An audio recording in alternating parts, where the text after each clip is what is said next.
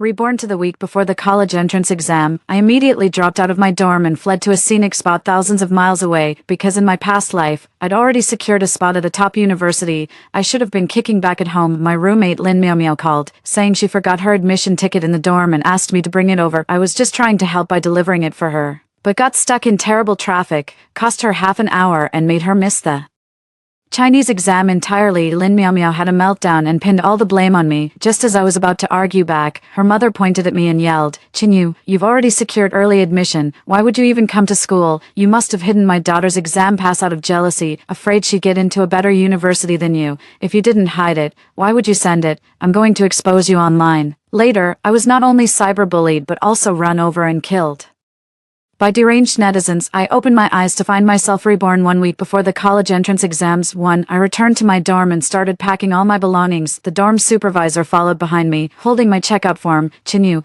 are you sure you won't stay a few more days? The college entrance exams are just around the corner." I shook my head. "No need, Auntie. I've already secured my college admission through recommendation. There's nothing left for me to do here." I opened the wardrobe and started packing my clothes into the suitcase one by one. Both Lin Miao Miao and her mother were in the dorm room. Lin Miao Miao's mother looked at me and said, "Well, if it isn't our star student Qinyu, in such a hurry to leave after getting your guaranteed admission." I kept silent and continued tidying up my desk. She added, "Well, lucky people like you are different from our Miao Miao. She's aiming for Tsinghua or Peking University through real ability, so every minute counts." Lin Miao Miao, absorbed in her book at the desk, said without looking up, "Mom, stop talking, you're distracting me." Her mother immediately softened her tone. All right, I won't disturb you. Focus on your revision. These final days are crucial." I placed the last book into the box and zipped it shut with a sharp click. Lin Miao Miao jerked her head up. "Qinyu, must you be so loud? Can't you see I'm studying?" The dorm's energy was perfectly balanced until your racket threw everything off. I stared at her without responding. Her mother sprang to her feet, jabbing a finger at me. "Are you deaf? My daughter's taking the college entrance exam soon. This determines her entire future. You've already got your spot secured, so quit cluttering up the place and disrupting Miao Miao's luck." I stood my suitcase upright and said to the dorm supervisor, "I've packed all my things. Could you please check? I'm ready to complete the checkout process." The dorm supervisor nodded. "Sure, no problem."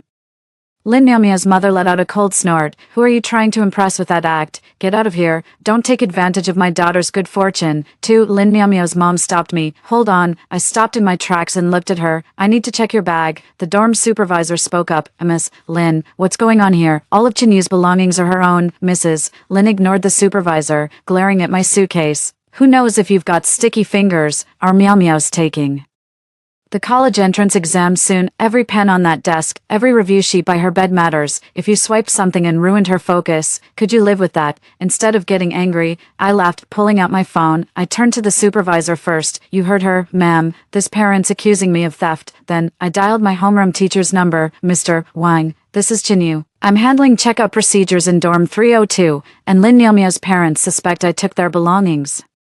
They're demanding to search my luggage, to clear my name. Could you come over immediately as a witness?" After hanging up, I watched the shifting expression on Lin Miao Miao's mother's face. "Why call the teacher? Guilty conscience. What's wrong with me checking your stuff?" I turned on my phone's video recording, and the red recording indicator began blinking. "Mrs. Lin, I'm starting to record now. This isn't directed at you personally. It's just to clarify things and protect myself." Lin Miao Miao looked up from her book. "Mom, what are you doing? Can you please stop making a scene?" "Making a scene? I'm doing this for your own good. Better safe than sorry." "Mrs. Lin's voice grew even louder. Soon, the homeroom teacher, Mr. Wang, arrived at the dormitory. "What's going on?" "Qinyu, Lin Miao Miao's parents. The college entrance exams are right around the corner. What's all this fuss about?" I pointed my phone camera at everyone and said, "Mr. Wang, you're just in time. Lin Miao Miao's parent suspects I stole something from her and wants to search my luggage. I agreed to the search, but I need you and the dorm supervisor to witness it, and the whole process must be recorded on video." Teacher Wang frowned and turned to Lin Miao Miao's mother. "Is that true?" Lin Miao Miao's mother stiffened her neck. "I'm just checking. Better safe than sorry. Who knows what's really going through her mind? She got into recommendation after all." Teacher Wang sighed. "All right, Qinyu, since you agree, let's open it, quick and clean. We shouldn't disrupt Lin Miao Miao's study time." I nodded and laid both large suitcases flat on the floor before unzipping them. "Teacher Wang, dorm supervisor, and this parent. You may inspect now. Here are my clothes, these are my books, and these are my toiletries. I took out each item one by one and laid them on the ground. Lin Miao's mother actually started rummaging through the items. Picking up a pen, this pen, the dorm supervisor immediately replied, "These are official exam pens issued by the school. Every senior gets a box." She picked up another notebook. "This one," I spoke up. "That's my own mistake notebook. You can see my name on it." She flipped it open and sure enough, Chinyu was written on the cover. Undeterred, she rummaged through every single item I owned, not even sparing the tiny compartments in my makeup bag. In the end, she came up empty-handed. I turned the empty box upside down and gave it a shake. Finished checking. My bed and cabinet are completely empty too. I've already taken the trash out myself. Anywhere else you need to inspect? Teacher Wang's face had darkened noticeably. That settles it. The facts prove Chinyu didn't take anything that didn't belong to her. Parent Lin Miao, you've made baseless accusations against a classmate. I insist you apologize to Chinyu. Lin Miao's mother pursed her lips. Why should I apologize? I was just looking out for my daughter. If nothing's missing, then there's no need to make such a fuss. I ignored her, stopped recording, then opened our class WeChat group right in front of everyone and shared the complete video I'd just taken. I added a message. "Classmates, I've officially completed my withdrawal procedures today. Before leaving, at the request of Lin Miao's parent, Ms. Wang, and the dorm supervisor witnessed a full inspection of my personal belongings. The video proves I took nothing that wasn't mine. Wishing you all success in the college entrance exams." Message sent. I picked up my suitcase and nodded to Professor Wang and the dorm supervisor. "Thank you for everything. I'll be going now." With that, I walked out of the dorm room without looking back. 3. I dragged my suitcase straight to the bullet train station. I bought a ticket to a coastal city in the south. As the high-speed train raced forward, I watched the receding scenery outside the window with unprecedented peace in my heart. The suffocating school atmosphere, the faces of Lin Miao and her mother, all faded away in this moment. After a few hours, I arrived at my destination. I booked an ocean view hotel and checked into the penthouse suite. As I opened the door, floor-to-ceiling windows revealed an endless expanse of blue ocean. I set my luggage aside and walked to the window. After finishing everything, I took out my phone and snapped a photo of the ocean view outside the window. Then I opened WeChat Moments and drafted a new post. "School's out, early graduation trip for us early admits." I attached that picture of the sparkling blue sea. After hitting send, I tossed my phone onto the bed and headed for a hot shower. When I came out in my bathrobe, dozens of notifications had already piled up on my phone. Scrolling through, I saw my classmates' likes and comments flooding my Moments post. "The brainiac gets an early vacation. So jealous. Chinyu, have a great time. Wow, this ocean view is stunning. Drop the location please." I replied to each message with a smile. Scrolling down, I spotted Lin Miao's comment. "Once I become the top scholar, I'm heading to the Maldives." I glanced at the comment, chuckled, and scrolled past. "Wherever she wants to go is none of my business." I put down my phone and headed to the hotel restaurant for a bite. Just then, my phone rang. I answered the phone. "Hello, is this Chinyu?" "It's me. May I ask who's calling?" "I'm Li Zhenhua from the Department of Physics at XX University." My heart skipped a beat. Academician Li Zhenhua, he is a leading figure in quantum physics in China and also the academic leader of the major I was admitted to through the recommendation program. "Good morning, Academician Li. May I ask what you need me for?" My voice trembled slightly with excitement. Academician Li let out a soft laugh. "Chinyu, no need to be nervous. I've reviewed your recommendation materials and your physics competition paper." He paused, then added, "Well written and full of insight." "Thank you, Professor. I called to ask you something." "What are your plans for the future?" I paused for a moment, wondering how to respond. "My current plan is to build a solid foundation during my undergraduate studies and then pursue further education." "Excellent." Professor Li's voice brimmed with satisfaction. "I'm leading a national-level research team currently tackling a critical technological breakthrough." My breathing became instantly ragged. "We're in need of fresh perspectives from young minds. Having reviewed your thesis, I find several of your insights particularly illuminating for our work. Therefore, I'd like to formally invite you to join my research team as an intern." I couldn't believe my ears. "Professor Li, do you mean I can go now?" "Sure, after the college entrance exam, you can start right away. Of course, it'll take up your entire summer vacation. Would you be willing to do that?" "I do. I absolutely do." The words burst out of me almost before I could think. "Great, it's settled then. My assistant will email you the enrollment details later. Chinyu, I'll see you at XX University." "Thank you, Professor Li. I won't let you down." After hanging up, I clutched my phone and jumped around the room. I know, from this moment on, my life has completely veered off the path of my previous existence, hurtling toward a brand new future filled with hope. Lin Miao is still wrestling with the college entrance exam, and I have already secured my ticket to the next level of academic excellence, for I was lost in joy.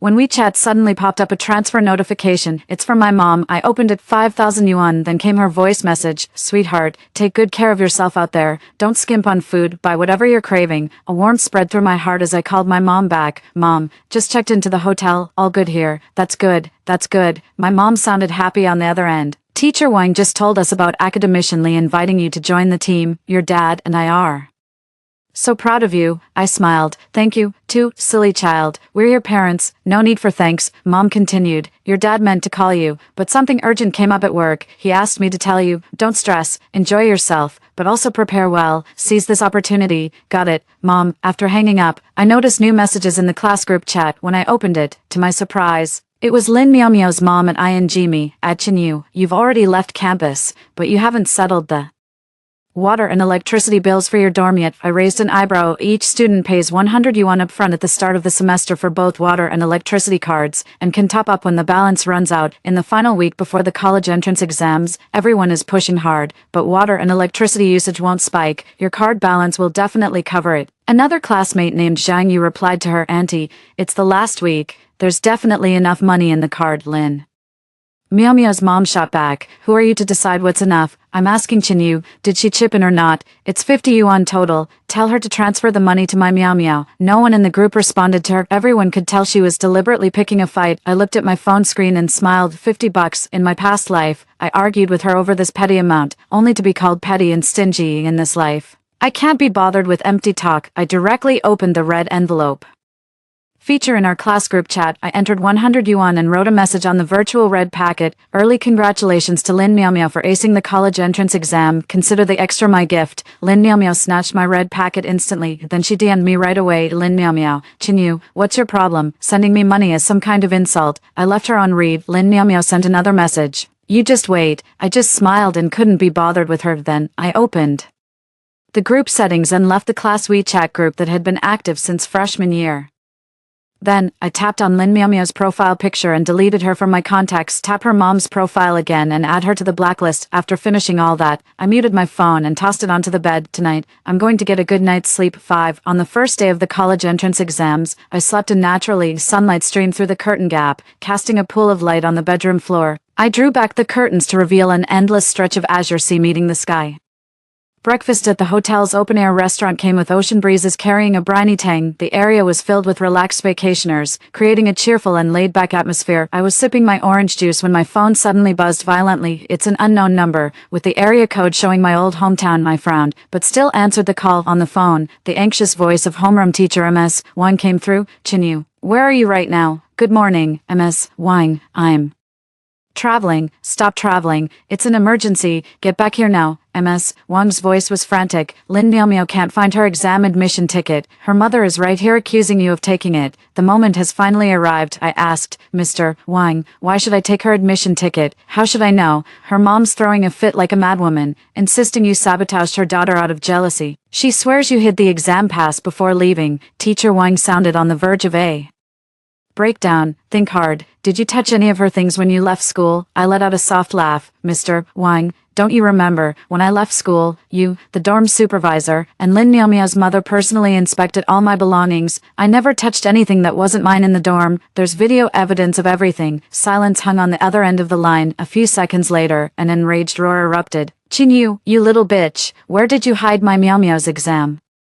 admission ticket? It was Lin Miaomiao's mother who snatched the teacher's phone. Get it here right now. Immediately. If you delay my Miaomiao's college entrance exam, I'll make you pay. I pulled the phone away from my ear a bit, waiting for her to finish screaming. Then, I said slowly, Auntie, are you out of your mind? First, I'm thousands of kilometers away from the school. Even if I wanted to deliver it, I don't have wings. I paused before continuing. Second point, weren't the exam permits still pending on my last day at school? How could I possibly have obtained a non-existent permit a week early, then hidden it? The line went dead. My question seemed to short-circuit her brain. After a long silence, she finally shrieked, I don't care. It was you, not coming back now. Ha, fine. You'll see. I'll ruin your reputation. I'll make sure you never hold your head up again. The exam hall closes for entry in less than an hour and a half. I reminded her, you'd have better luck digging through the trash than wasting time threatening me. What do you mean, literal meaning? You're always rummaging through things, aren't you? Maybe you accidentally threw it away with the trash. After saying that, I didn't give her a chance to speak, hung up the phone, and then blocked the number. With that done, I picked up my knife and fork and continued cutting into the sunny side up eggs on my plate. The morning sun was perfect, the ocean view breathtaking, and breakfast tasted divine. As for that farcical drama unfolding 1,000 miles away, what's it to me? Their hysterics only served to prove how absolutely right my decision was. 6. I set down my silverware, and right on cue, the hotel waiter approached to refill my glass with lemon water. The phone screen on the table lit up briefly, a social media notification, #Top Gaokao candidate's exam permit allegedly stolen by pre-admitted student. I clicked in, and they were live streaming. In the footage, Lin Miaomiao's mother collapses at the exam hall entrance, wailing hysterically at the camera. This is outrageous. My daughter studied her heart out for over a decade, and some privileged student stole her exam admission ticket out of sheer jealousy. Her face was a mess of snot and tears, and she pounded her chest in anguish. That bitch Jinyu, she's already got early admission, yet she came back to school just to sabotage my Miao Miao. How heartless. Someone please tell me I'm right about this. Off camera, some were egging her on. Others were comforting her, while a few held up their phones recording. The comment stream was flooding by. Seriously, an early admit student being this vicious. How tragic. A decade of hard work gone to waste just like that. Don't rush to take sides yet. Let's wait for the truth to come out. I stared at the screen, expressionless. My phone vibrated again. Still Professor Wang calling. I didn't answer. He persisted, dialing again and again. When the call finally went through, I cut in before he could speak. Professor Wang, you caught the live stream too. His voice was utterly drained. Chinyu, don't take it personally. She's completely out of control right now. Insisted I call you. Told you to book a flight and come back immediately. What are you coming back for? I cut him off to kneel and beg for her forgiveness. She said she could get in touch with the media, with the Education Bureau. She could ruin your recommendation for admission. I see. I hung up the phone. I logged into my social media account. The latest post was flooded with thousands of vile comments. You scheming bitch. Give back their exam admission ticket. Come out and apologize. The school should investigate thoroughly and revoke this scum's guaranteed admission. I calmly watched these curses. Then, I began to act. First step, I uploaded the complete video file. Video title, full recording of my move-out day. The footage documents everything from packing my last box to moving all belongings out of the dormitory. Crystal clear visuals with excellent audio quality. Every detail is captured, from Mrs. Lin's snide remarks, Professor Wang's mediating sighs, to the dorm supervisor silently witnessing it all. At the end of the video, I face the camera and say clearly, this is Chinyu. Today, I am clearing out all my personal belongings and leaving the school. Everything in the dormitory is no longer my responsibility. Video upload complete. Step 2. I posted my second update. It's simple. Just a screenshot of a calendar. I've circled 2 dates in red. One is my departure date from school, and the other is the date when the school issues the admission tickets. Below is a line of text. I left school before the exam permits were issued. So tell me, how exactly am I supposed to use superpowers to steal Lin Miaomiao's test pass? After finishing those 2 tasks, I stopped checking the internet. I got up from the beach chair, changed into my swimsuit, and walked toward the azure sea. The water was refreshingly cool.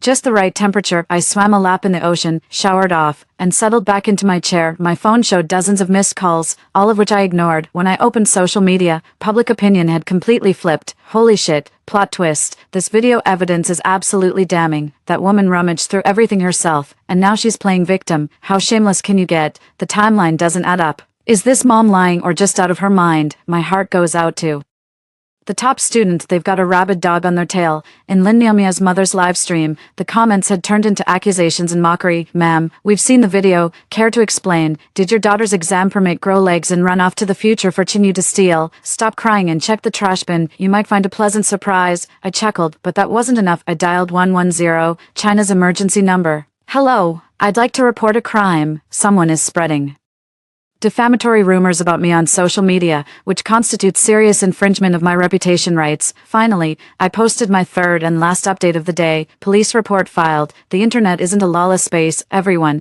enjoy the ocean view. Have a pleasant trip. 7. The police acted faster than I expected. That same afternoon, I got a call from the local police station. They informed me that police from my hometown had already stepped in. Colleagues at the exam hall entrance located Lin Miaomiao's mother causing a scene and escorted her away for questioning. Meanwhile, another police unit arrived at our school dormitory. They discovered a crumpled-up workbook in the dorm trash can. Flipping through the pages, they found Lin Miaomiao's exam admission ticket neatly tucked inside. When I finally found my admission ticket, there were less than 30 minutes left before the morning exam session ended. Lin Miaomiao was disqualified from the first exam for arriving over 15 minutes late. The news was told to me by Teacher Wang through WeChat. His tone was filled with helplessness and exhaustion. "Chinyu, it's finally over, for Lin Miaomiao. It might just be the beginning," I replied. He sent a sighing emoji. Her mother got 15 days administrative detention for false police reporting, provoking trouble, and online defamation. Lin Miaomiao. She completely broke down on the spot and is now hospitalized. I didn't reply. These outcomes were well within my expectations.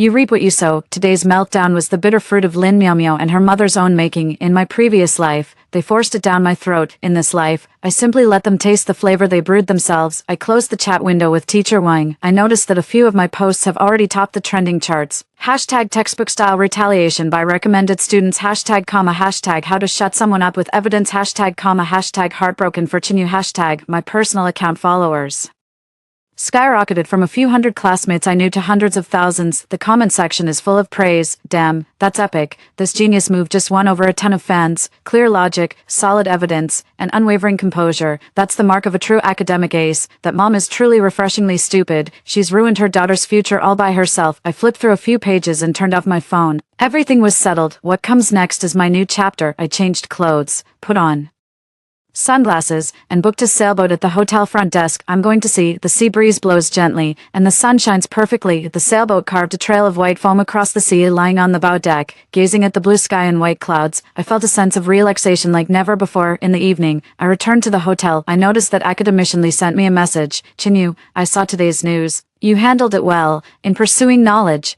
protecting yourself comes first.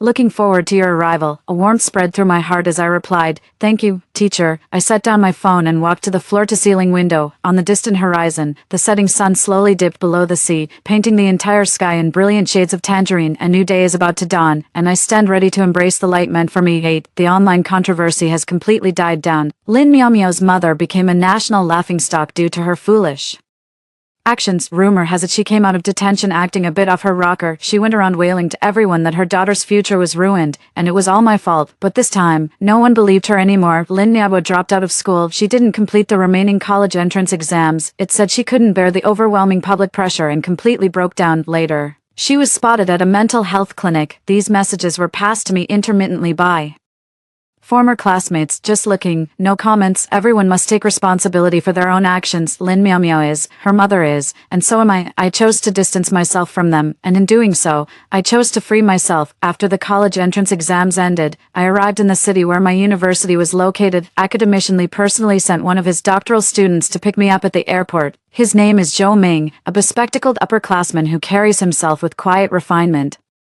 "You must be Chinyu, right? I'm Zhou Ming. The professor asked me to come pick you up. He helped me load the luggage into the car and kept me company with conversation while driving. The teacher's been talking about you non-stop, says we've landed a real gem this year." I felt a bit embarrassed. "You're too kind, senior. I'll be counting on your guidance in the future."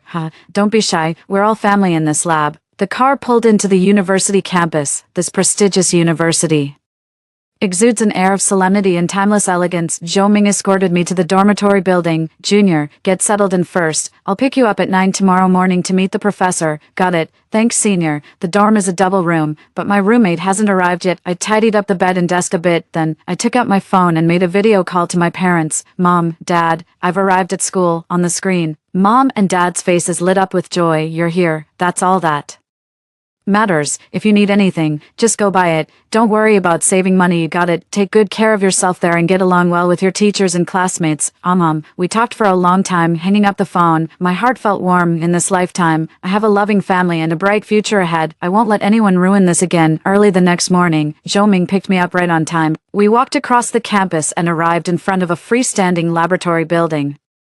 "We're here. This is our national key laboratory," said Zhou Ming. I looked up at the solemn and majestic building. This is where I'll be pouring my heart and soul into for the years to come. Academician Lee's office is on the third floor. Zhou Ming knocked on the door. Come in. We stepped inside and saw a sprightly elderly man. His hair was silver, but his eyes sparkled with vitality. This was Academician Lee. Professor, Chinyu is here. Academician Lee set down his pen and looked up at me. A warm smile appeared on his face. Welcome, Chinyu. Story 2. I'm a top tier postpartum nanny. Mara, this is our home. We'll be troubling you for the next month. Seeing how exhausted the new mom was, I coached the dad with positive reinforcement to be more hands-on with childcare. The familiar voice snapped me back to reality, but the mom misinterpreted it as me trying to outshine her and undermine her relationship with her husband. My head jerked up to see Alicia's flawlessly made-up face wearing that insincerely warm smile when I was teaching her husband how to change diapers. She stabbed me multiple times in rage. I glanced around. You're just a postpartum nanny. How dare you bully me and steal my husband and baby? This is Alicia's foyer, their wedding portrait hanging on the wall, that unforgettable imported stroller parked beside the shoe cabinet. When I opened my eyes again, I'd traveled back to my first day working as Alicia's postpartum caregiver. Everything remains exactly as I remembered from my first visit. 1. I've been reborn. I'll never forget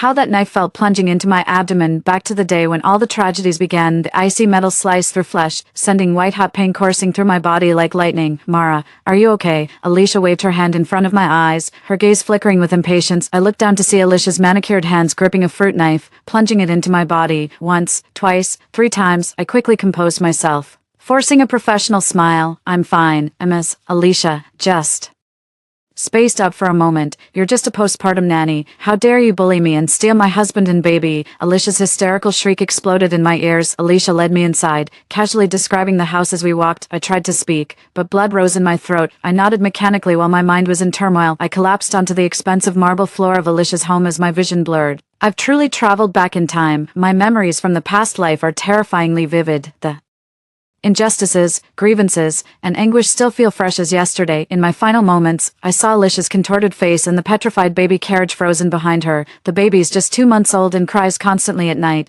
My husband's swamped with work and can't help much, Alicia said, her eyes slightly reddened with that delicate, pitiable look. Me, a top-tier maternity nurse, murdered by the lady of the house for teaching her husband how to change diapers. In my past life, that exact demeanor of hers got to me. I voluntarily took on extra work and patiently taught her husband Evan all sorts of parenting tricks. What a tragic farce of an ending. My heart ached seeing her postpartum frailty, so I moved heaven and earth to lighten her load, even at the cost of my own rest. As consciousness faded, my heart brimmed with injustice, and what did it get me? Nothing but suspicion and violence. My heart aches for that new mom nursing around the clock. I just wanted to encourage her husband to be more involved through positive reinforcement. I understand. I nodded calmly, no longer responding with my previous life's enthusiasm. I'll provide professional services strictly according to the contract. Alicia seemed momentarily stunned, perhaps thrown by my aloof demeanor that contradicted her expectations, but she quickly composed herself and led me to the nursery. My heart softened momentarily at the sight of that tiny life sleeping peacefully in the crib. In my past life, I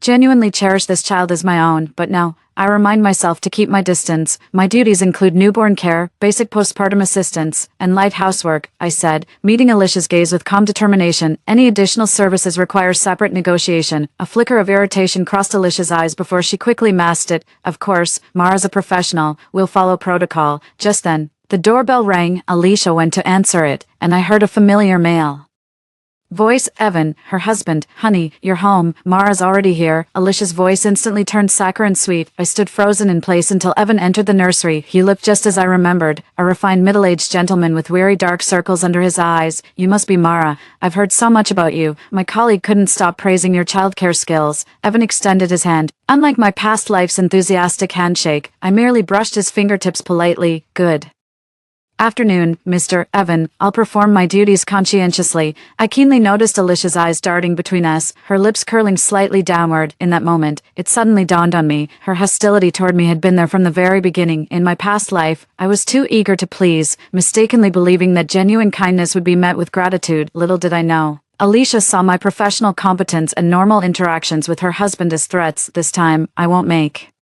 The same mistake again. MS, Alicia, I need to confirm your specific requirements and schedule. I took out my notebook, deliberately keeping my distance from Evan, such as the baby's feeding frequency, your dietary restrictions, etc. Alicia's expression softened as she began explaining point by point. I took meticulous notes without uttering a single unnecessary word. When Evan tried to join the discussion asking about baby sleep techniques, I calmly replied, "Your wife has mastered these basics perfectly, you should consult her." A flicker of surprise crossed Alicia's eyes, followed by a hint of smugness. I knew this move was spot on. As night fell, I sorted through my belongings alone in the guest room. The reflection showed a face younger than I remembered, yet with different eyes, no longer the passionate top-tier maternity nurse, but a reborn woman who'd learned self-preservation this time. I'll stick strictly to my duties, watching coldly as Alicia navigates parenthood without my full support. My fingers traced my unmarked abdomen where no knife wound yet existed, though the memory of pain ran bone deep. "Alicia, this lifetime, I'll watch you reap what you've sown." At 5 in the morning, faint whimpers came through the baby monitor. I opened my eyes, stared at the ceiling for 3 seconds, confirming I'd truly been reborn. Dawn light filtered through the window as the baby's cries grew louder. My contract says I work from 7 a.m. to 9 p.m., but in my past life I'd always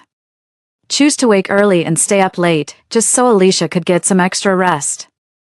Now, I rolled over, adjusting my pillow for maximum comfort. The baby's wails grew louder, piercing through the walls. I heard the master bedroom door next door fling open, followed by the slap-slap of slippers rushing toward the nursery. "Hush now, sweetheart, Mommy's here," Alicia murmured drowsily, her voice thick with sleep and panic. The crying showed no signs of letting up. I glanced at my phone. 5:20 a.m. From past experience, the little one was probably both hungry and needed a diaper change.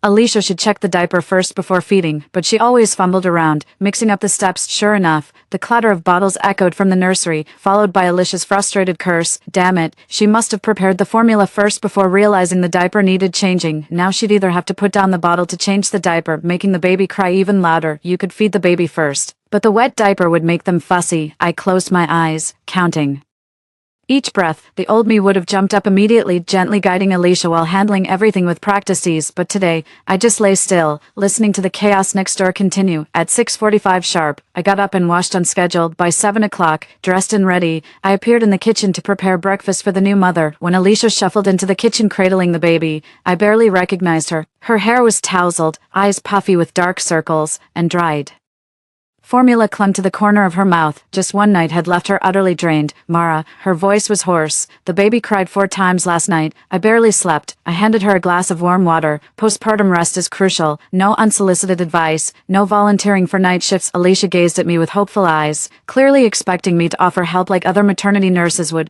I simply turned away and started slicing fruit, pretending not to catch her hint. "Do you do night shifts?" she finally blurted out. "I can pay extra. That's not covered in the contract," I said while pouring oats into the pot. "You'll need to contact the agency for a supplemental agreement if you require overnight care." Alicia's face darkened instantly. "Forget it," she said. I set the breakfast on the table: red date millet porridge, steamed eggs, stir-fried seasonal vegetables, and a fruit platter. Alicia eyed the food critically, stirring the porridge with her spoon. "I don't like red dates," she remarked. "Red dates help replenish blood and aid postpartum recovery." I replied calmly, "Please let me know beforehand if you have any dietary restrictions." Alicia pursed her lips and reluctantly started eating. I went to check on the baby in the nursery. The little one was wide-eyed playing with the baby gym, and actually flashed me a toothless grin when I entered. My heart instantly melted as memories from raising him in my past life came flooding back, but I quickly steeled myself, mechanically checking the diaper and temperature while noting feeding times. Baby fed 90 milliliters at 7:10 a.m. Diaper changed. I wrote in the logbook, omitting my usual thoughtful notes like "good spirits today, recommend more tummy time." Back in the kitchen, Alicia was on the phone cooing sickeningly sweet. "Honey, can you come home early tonight? The baby misses you."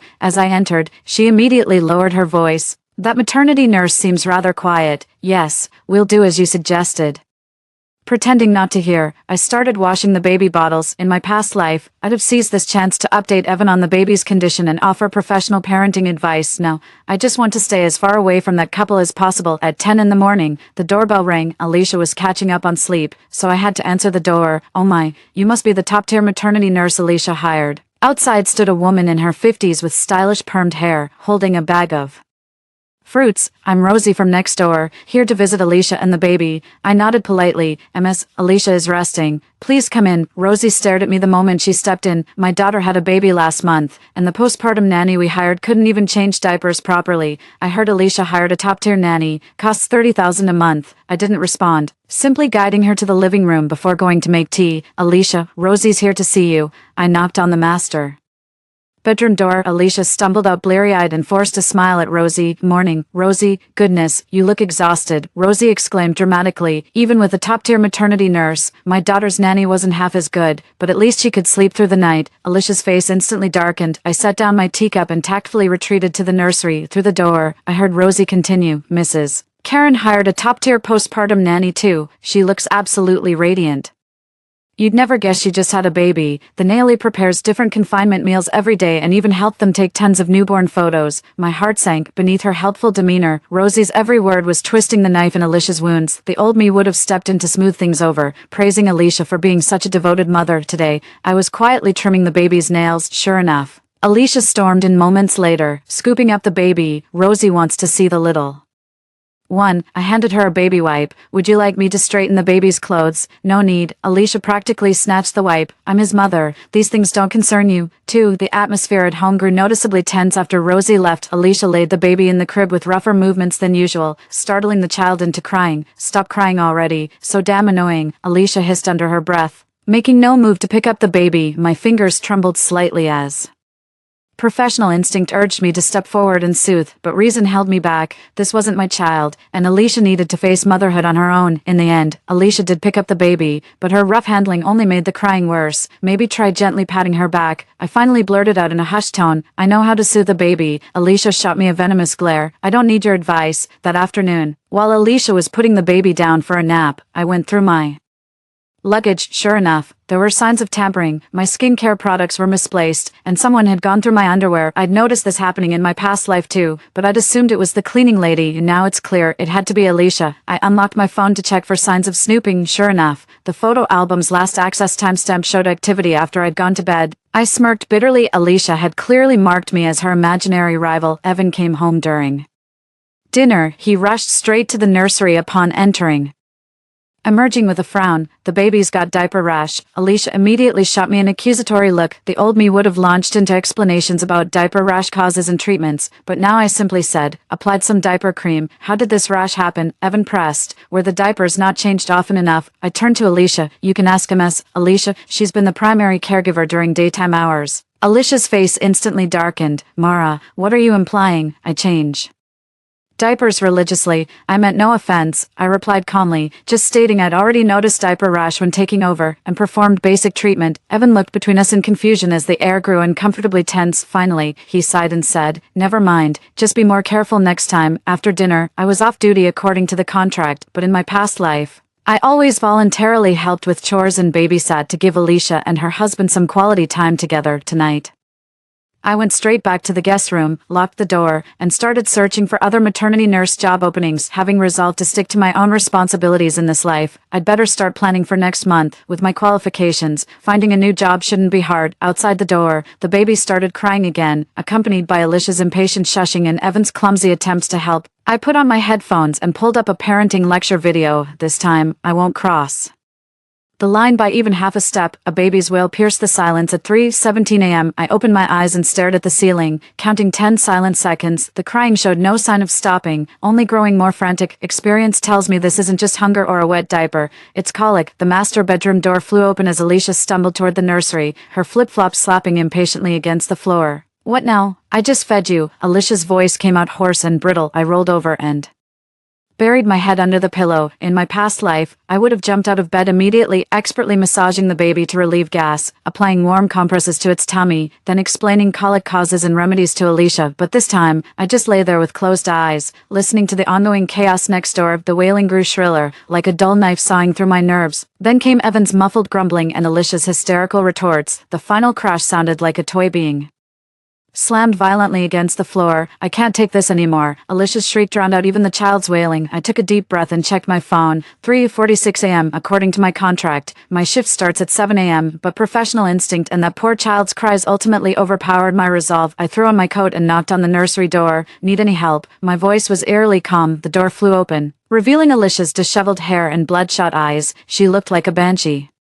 In the dim light, the baby in her arms was crying so hard its face turned crimson, tiny fists flailing wildly in the air. He won't stop crying, refuses to nurse, diapers changed. Alicia's voice trembled with desperation, a far cry from her usual daytime arrogance. I reached out to feel the baby's belly. It was tight as a little drum. Colic, I said curtly, laying the infant flat on the changing table. Do you have olive oil? Evan nodded immediately and dashed to the kitchen. I gently massaged the baby's tummy in clockwise circles. The little one's cries softened into intermittent whimpers. With the olive oil ready, I warmed it between my palms before applying it for professional colic relief massage. Within 5 minutes, after a series of little toots, the baby suddenly calmed down and stared at me with teary, wide eyes. Is it over? Alicia asked incredulously. Just temporary relief, I replied without elaboration as I handed the baby back. You should get some anti-colic bottles and probiotics tomorrow. I didn't mention these should have been prepared long ago. In my past life, I reviewed their baby essentials checklist on my first day and stocked up on numerous necessities. This time around,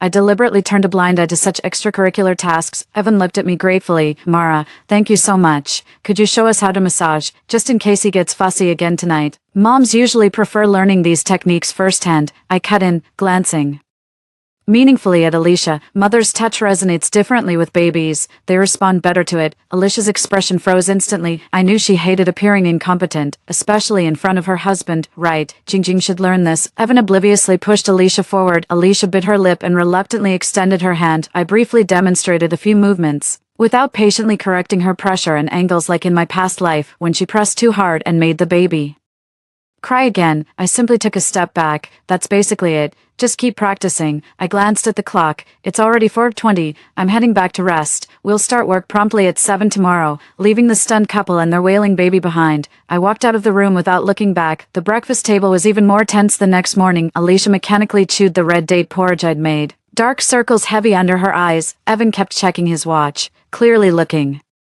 for an excuse to leave early. Got an early meeting today. He gulped down his soy milk in 3 swallows and grabbed his briefcase. Alicia jerked her head up. You said last night I could go in late today. Last minute schedule change. Can't be helped. Evan planted a quick kiss on her forehead. Mara's got this. I sneered inwardly. In my past life, I'd have volunteered to help, letting Evan focus on work while Alicia got extra rest. Right now, I'm just quietly clearing the dishes. Evan hesitated before leaving, turning to me. Mara, could you write down the massage techniques for me? I'd like to learn. Alicia's spoon clattered loudly against her bowl. Parenting books have detailed instructions. I pretended not to notice Alicia's glare. There are video tutorials available too, much more visual. Evan left in disappointment. The moment the door closed, Alicia exploded. What's your game? Trying to make me look incompetent in front of my husband. I put down the rag and met her gaze. Ms. Alicia, I'm simply providing professional services as per our contract. Parent-child interactions aren't part of my job description. Then why did you get up last night? Alicia sneered, playing the saint. Noise disrupts sleep. I replied calmly. Nighttime care incurs additional charges per contract. Consider this complimentary service. Alicia's expression shifted through several emotions before settling on a disdainful snort. She jerked upright, her chair screeching across the floor. I'm catching up on sleep. You handle the baby.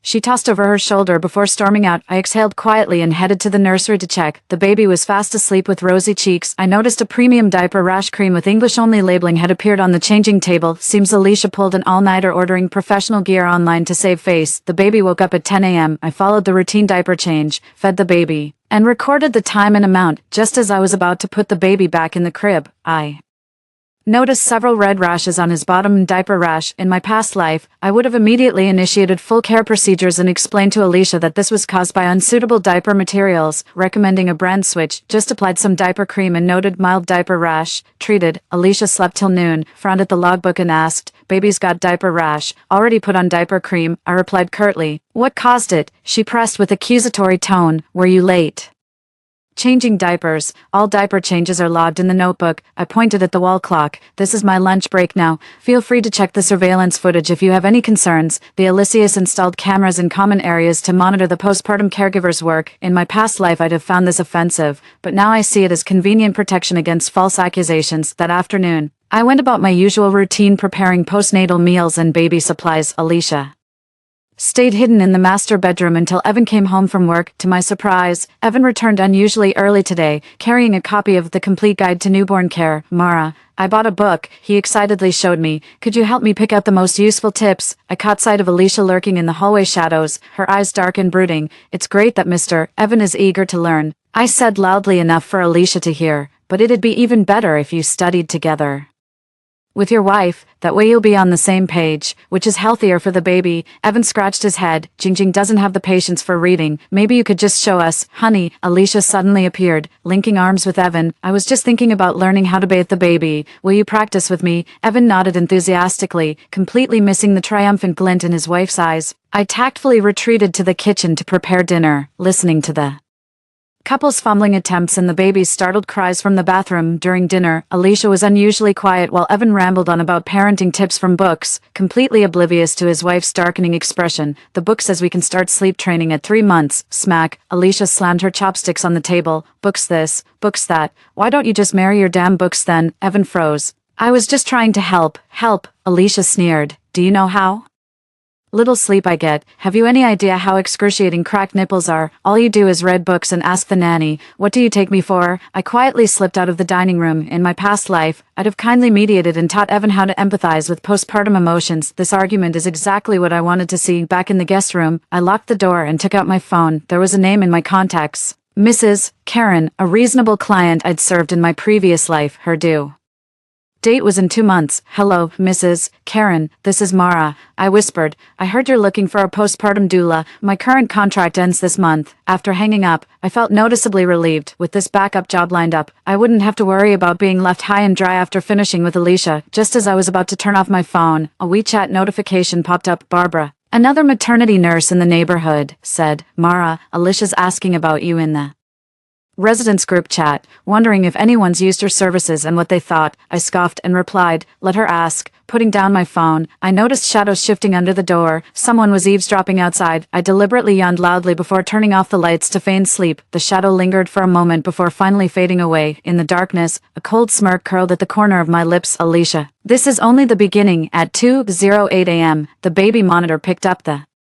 first whimper. I opened my eyes but didn't move. The crying quickly escalated into sharp, frantic wails, like a power drill boring into my temples. The master bedroom door flew open as Alicia stumbled toward the nursery, muttering obscenities under her breath. Not again. Give it a rest. I rolled over and buried my head under the pillow. The old me would have jumped up immediately, soothing the colicky baby with professional techniques while patiently guiding Alicia through it. But no, I just tapped my phone awake. Still 4 hours until my shift starts. The baby's whimpers escalated into ear-splitting shrieks. Then came Alicia's hysterical scream. Shut up. I said, shut your mouth. A dull thud sent my heart lurching into my throat. Professional instinct launched me upright from bed, but reason pinned me back down. Not my child. I kept reminding myself, Alicia wouldn't actually harm her own flesh and blood. Probably. The crying stopped abruptly, followed by Alicia's panicked murmuring. It's okay, Mommy didn't mean to. I slipped out of bed quietly and pressed my ear against the door. After some rustling sounds, the baby's cries started again, much weaker now, interspersed with frightened whimpers. Evan, are you dead? Get up and help, Alicia shrieked. A muffled male voice responded, followed by heavy footsteps. Evan was finally jolted awake. Do you even know how to be a mother? Evan snapped with uncharacteristic anger. The baby's been crying like this and you're just ignoring it. Alicia's voice shot up sharply. You sleep like a log every night and have the nerve to criticize me. Their argument grew louder, completely drowning out the baby's faint whimpers. Taking a deep breath, I pushed the door open and stepped out. The nursery door stood wide open, revealing Alicia and Evan locked in a glaring standoff. On the crib, the baby wailed with a flushed face, tiny fists flailing helplessly in the air. Need any help? I asked from the doorway, my voice eerily calm. 3 pairs of eyes locked onto me, Alicia's burning with fury and shame, Evan's face twisted in discomfort, while the infant stretched out his tiny hand toward me, as if recognizing I was his only lifeline. No need. Alicia snatched up the child roughly. We can handle this ourselves. The baby's cries intensified, his little face turning purple with distress. Evan stepped forward anxiously. Mara, Could you please check if the baby's sick? Alicia shot her husband a glare before reluctantly handing the child to me.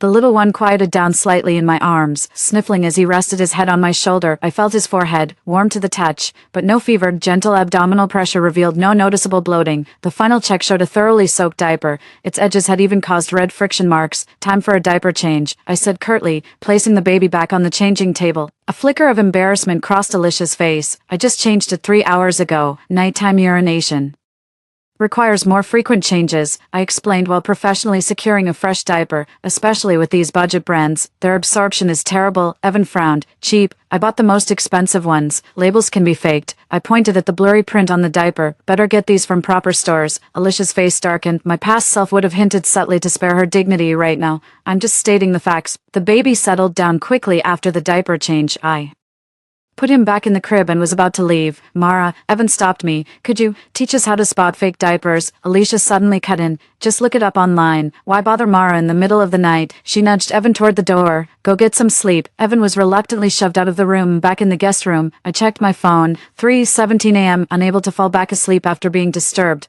I booted up my laptop and started organizing work logs my past self wouldn't have nickel and dimed like this, but now I document every extra minute worked, just in case Alicia tries to pick fights. At precisely 7 in the morning, I showed up in the kitchen to start breakfast prep. Evan was uncharacteristically up early, staring blankly at the dining table with dark circles under his eyes. Is Ms. Alicia still asleep? I asked casually, ladling the millet porridge into bowls. Evan nodded, then suddenly lowered his voice. Mara, I've got a question. Do all new mothers act like this? Like what? I pretended not to understand. Well, he chose his words carefully, being emotionally volatile, impatient with the baby. I set the fried egg before him and said calmly, postpartum depression is common, but child abuse is illegal. 3. Evan turned pale instantly. Abuse. Jingjing wouldn't go that far. I didn't say anything. I turned to chop some fruit. You might want to pay more attention to your wife's mental health. Evan fell silent, mechanically eating his breakfast. As we were finishing the meal, he suddenly asked, Mara, when your contract ends, would you consider renewing? I can offer more money. My knife hesitated mid-cut.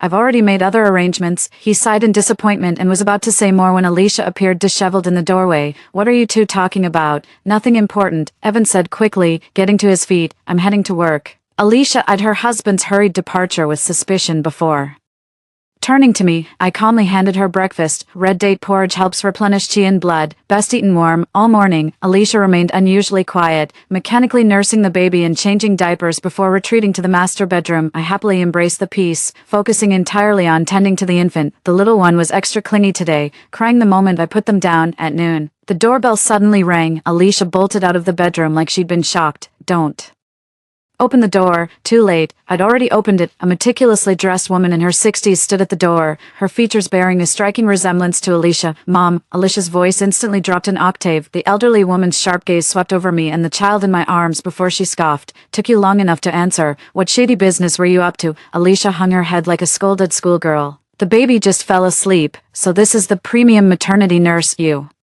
spend a fortune on. The elderly woman, clearly Alicia's mother, looked me up and down. Doesn't seem like much. I smiled and nodded politely. Hello, I'm Mara. My tone struck the perfect professional balance, neither warm nor cold. The woman marched into the living room and tossed her handbag onto the couch. Let me see the baby. I handed over the infant. She roughly inspected the child's limbs and head before frowning. Why is he so thin? Haven't you been feeding him properly? Fed according to standard measurements, I replied calmly. Diaper rash. The old lady's voice shot up when she noticed the red spots on the baby's bottom. How have you been caring for this child? Alicia hurried to explain. It's the diaper quality issue. We've already— Excuses. The old woman cut her off. I never had these problems raising you. Young people these days can't handle the slightest hardship. I quietly retreated to the kitchen to prepare lunch. Through the half-open door, I could hear the old woman continuing to scold Alicia. The house is such a mess. What have you been doing all day, even with a maternity nurse? How can it be this filthy? Alicia murmured something in defense, but her mother quickly cut her off. And where's your husband? Shouldn't he be at work at this hour? He's at the office. All you care about is work. Can't even look after your own child. The old woman's voice dripped with contempt. And you can't even keep your husband in line. What a waste raising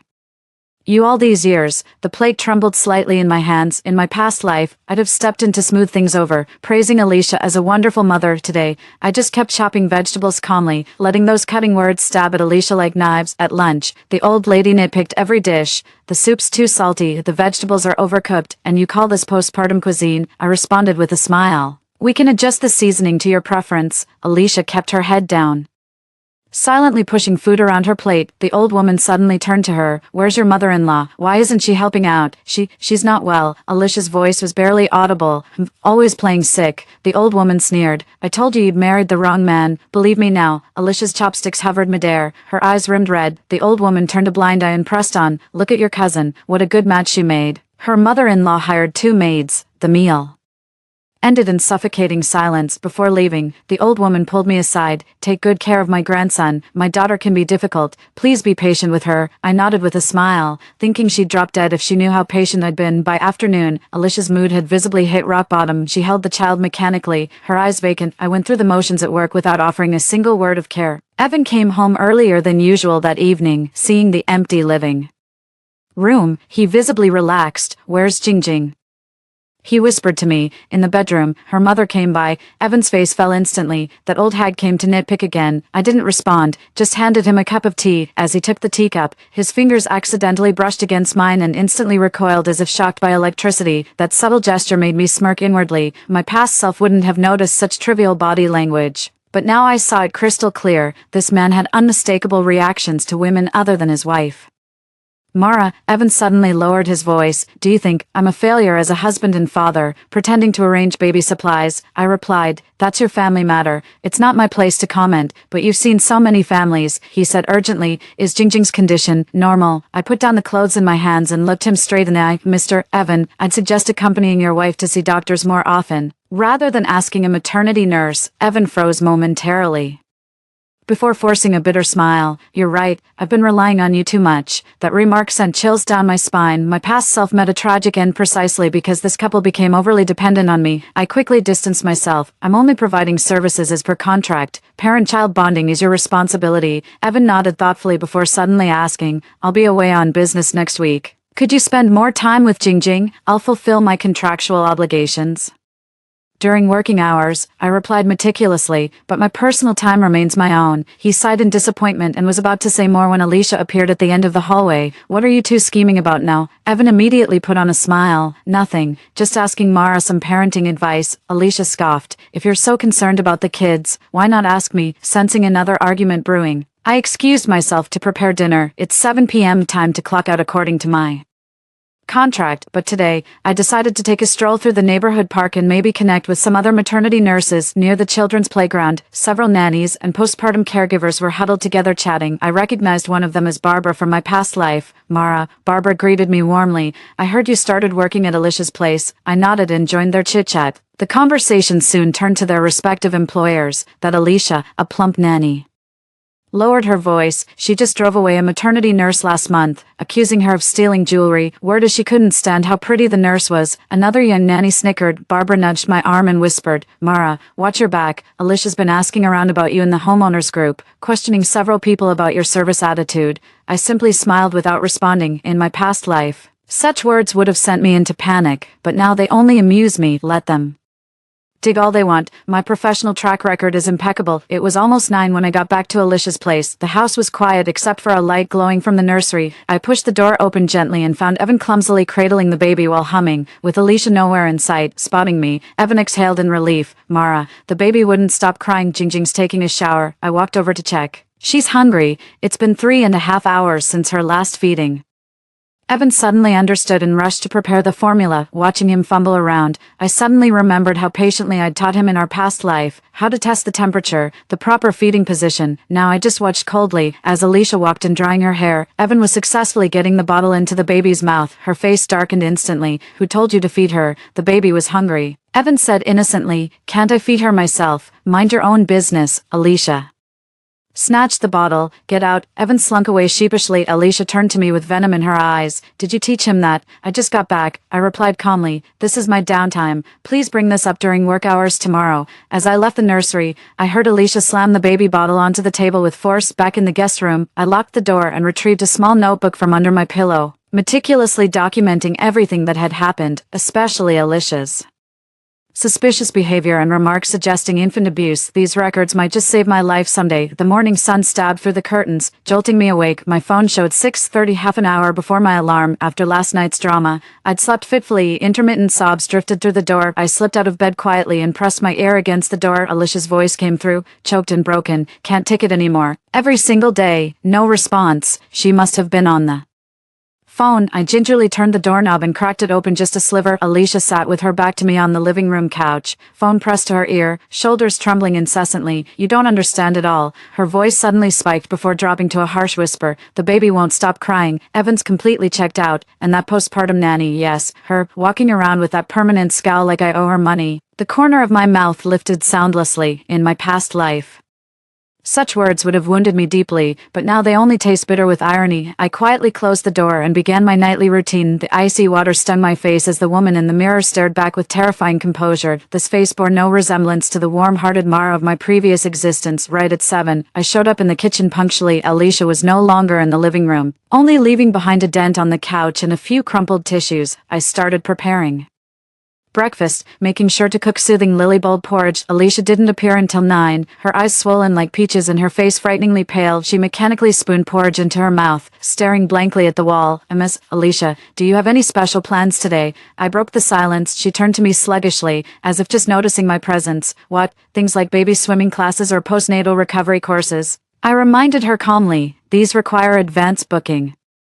Alicia's eyes suddenly focused, flashing with irritation. Are you implying I'm not taking care of myself? Just routine questions. I handed her the perfectly warm jujube tea, per our contract. I need to know your schedule. She snatched the cup, oblivious to the tea splashing on her hand. I'm not going anywhere today. Happy now? I nodded and turned toward the nursery. The baby was already awake, quietly playing with the crib mobile. When he saw me enter, he grinned his toothless smile and waved his tiny hands and feet excitedly. My heart softened for a moment, but quickly hardened again. This wasn't my child, and I shouldn't get emotionally attached. At 10 in the morning, the doorbell rang. Alicia bolted out of the bedroom like a startled rabbit, shouting, "Don't open it." I pretended not to hear and opened the door anyway. It was a delivery guy holding a small package. "Package for MS, Alicia," he said, handing me the receipt. Alicia snatched the package and shot me a wary glance. My personal belongings. I tactfully retreated to the nursery, but through the door crack, I saw Alicia furtively unwrapping the package. It was a miniature camera. I smirked coldly and continued giving the baby a soothing massage. At noon, while Alicia was napping, I inspected the common areas. Sure enough, there was now an inconspicuous black dot on the living room bookshelf, positioned directly toward my usual activity area. The old me would have been furious or hurt, but now I just find it laughable. I deliberately arranged baby supplies in full view of the camera,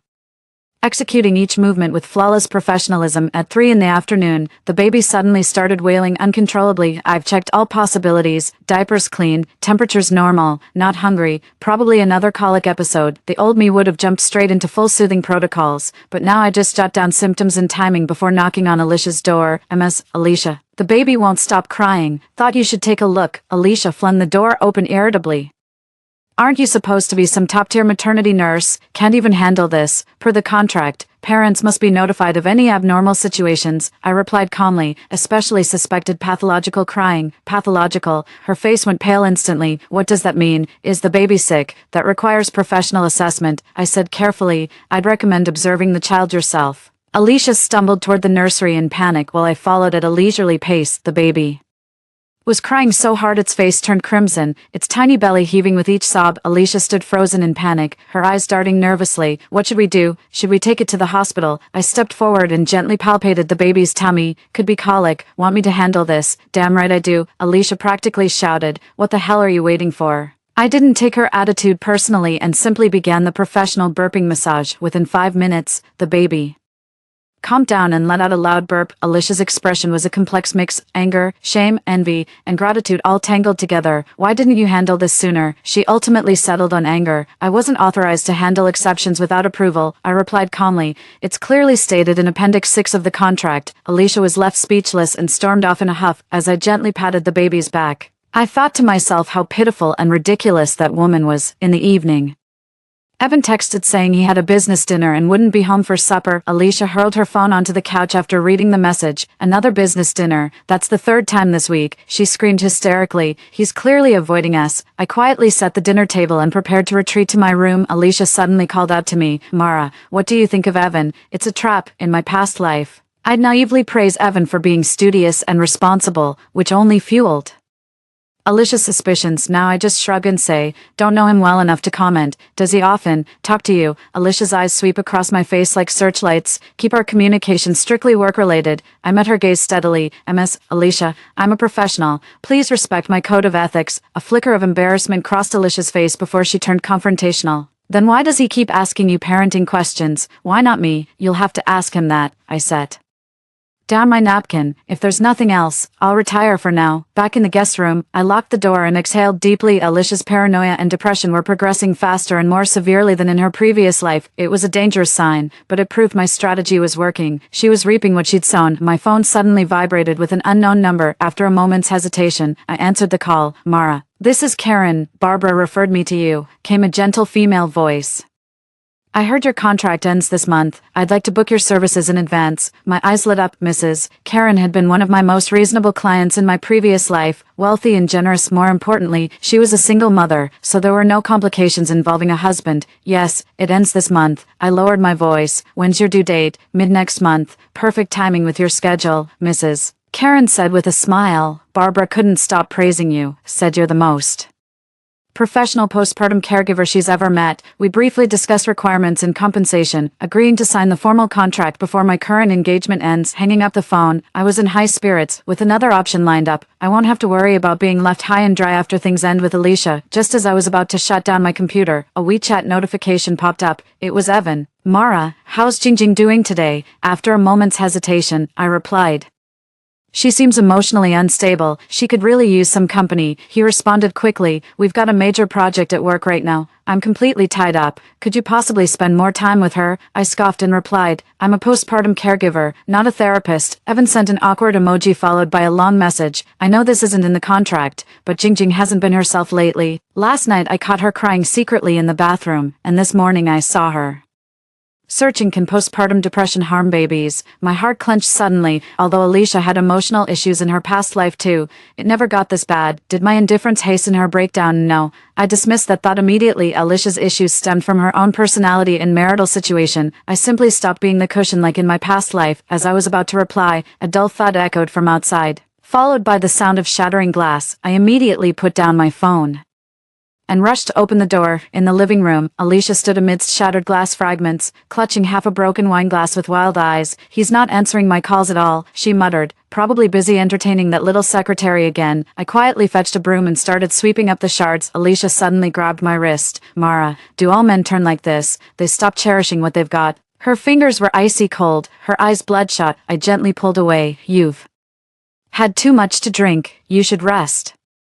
I'm not drunk, Alicia shouted, then slumped unsteadily onto the couch. I'm just so tired. Her voice suddenly choked up as fat tears rolled down her cheeks. Why won't anyone help me? Why does everyone hate me? At that moment, my heart almost softened. The old me would have sat down to comfort her, sharing other mothers' stories to reassure her these emotions were normal, but no, I simply handed her a tissue box. Shall I call Mr. Evan back for you? Alicia jerked her head up, her eyes turning fierce. Why call him back? To see his hypocritical face, she staggered to her feet. I need sleep. Don't let the baby disturb me. Watching her stumble toward the bedroom, I heaved a long sigh. The situation was worse than I'd imagined. Alicia's mental state is deteriorating rapidly. While Evan chooses to escape, this family is falling apart, and I'm speeding up the process. A twinge of guilt surfaces, but reason quickly suppresses it. This isn't my fault. In my past life, I did everything to help them, and what good did it do? All I got in return was the cold steel of a blade. Back in the guest room, I took out that little notebook and meticulously documented everything from today. Alicia's emotional outburst, suspected drinking, neglect of the baby, all crucial evidence. For closing the notebook, I glanced at my phone. Evan texted again. Mara, is Jingjing okay? She's not picking up my calls. I didn't respond. Let them figure it out themselves. I've done more than enough. Late at night, the baby monitor suddenly crackled with crying. I checked my watch. 1:15 a.m. The crying lasted 5 minutes, but Alicia never showed up. 10 minutes later, I sighed and got up to head to the nursery. The little one was crying, his face red, his diaper completely soaked. With practiced ease, I changed his diaper and gently patted him to soothe him. Just as I was about to leave, a shadow appeared in the doorway. It was Alicia, wearing rumpled pajamas with gloomy eyes. I knew it. She sneered. "You'd love for me not to show up, just to prove how capable you are, isn't that right?" I didn't argue, simply stepped aside to let her pass. "The baby's been taken care of, you can rest now." Alicia blocked the doorway. "Mara, just who exactly are you?" My heartbeat suddenly quickened. "I don't understand what you mean. You clearly have the ability but refuse to help me." She narrowed her eyes. "You're enjoying my misery, aren't you?" I took a deep breath. "Miss Alicia, I'm simply providing services as per contract. Emotional support isn't included." Emotional support? Alicia suddenly let out a shrill laugh. "Ha, that's rich. You're just a heartless." The baby woke up startled and began crying again. Alicia whirled toward the crib. "Shut up." Instinctively, I stepped between her and the baby. "Miss Alicia, you need rest. You should go back to bed." Alicia's gaze turned dangerous as she leaned in, her breath reeking of alcohol. "Mara, mark my words. This is my house, my child, you're nothing here." I met her gaze calmly. "Of course, I'm just the postpartum caregiver. I'll be gone by month's end." That remark seemed to hit a nerve. Alicia's face cycled through several expressions before settling on a disdainful snort. She turned and stormed off, slamming the master bedroom door behind her. I heaved a long sigh and returned to the crib. The little one has fallen asleep again, tear stains still glistening on those tiny cheeks, gently wiping away those droplets. My heart churned with mixed emotions. Back in the guest room, sleep completely eluded me. Alicia's mental state was teetering on the brink, and I might have been the final straw that broke her. My phone lit up with another message from Evan. "Mara, I'll be back first thing tomorrow. Please keep an extra close eye on Jingjing tonight." I didn't respond, just turned off my phone. Outside the window hung a cold, solitary moon. 12 days remained until the contract expired. 12 days, enough time for anything to happen. The morning sun stabbed through the curtain gap, jolting me awake. After last night's confrontation with Alicia, I slept fitfully, my dreams fragmented. A glance at my phone showed 6:20, 10 minutes before the alarm. Furtive rustling sounds came from beyond the door, as if someone was treading carefully. I held my breath and listened intently. Footsteps halted outside my door, followed by faint metallic clicks. Someone was trying to pick my lock. Silently slipping out of bed, I grabbed the pepper spray from my nightstand and positioned myself behind the door. The doorknob turned slightly, but the deadbolt I'd engaged before bed thwarted their attempt. "Mara, are you awake?" Alicia's voice oozed through the door, sickeningly sweet, a complete contrast to last night. I waited 3 seconds before responding. "Just woke up. What's up? The baby seems to have a fever." Her voice carried deliberate panic. "Could you take a look?" I threw on my jacket and opened the door. Alicia stood there impeccably dressed, makeup flawless, nothing like a mother worried about her sick child. Her eyes darted across my room, lingering momentarily on my suitcase. "Did you take your temperature?" I shifted to block her view while closing the door. "Yes, 38, 2 degrees C." She gave a precise reading but avoided eye contact. In the nursery, the baby was fussier than usual, but when I used the ear thermometer, the display clearly showed 37, 6 degrees C, slightly elevated but not a fever. I glanced at Alicia, who uncomfortably turned away. "It's slightly warm, but not a fever," I said calmly. "Drink more water and keep monitoring." Alicia suddenly became agitated. "Impossible. It showed over 38 degrees Celsius just now. Are you using it wrong?" I silently handed her the ear thermometer. "You can take another reading yourself." Alicia fumbled clumsily with the device, failing several times to position it correctly in the baby's ear canal, making the child uncomfortable until they started crying. The thermometer still showed 37, 6 degrees C in the end. "How strange," she murmured. "It was just," I didn't call her out on the lie, "just did a quick check of the baby's other symptoms." When I lifted the clothes, I found extensive eczema rashes on the child's chest and back. Some areas were even oozing slightly. "The eczema looks quite severe," I pointed out. "Medication will be necessary." Alicia's expression changed instantly. "How could this happen? I've been applying moisturizer daily, unlike my previous approach of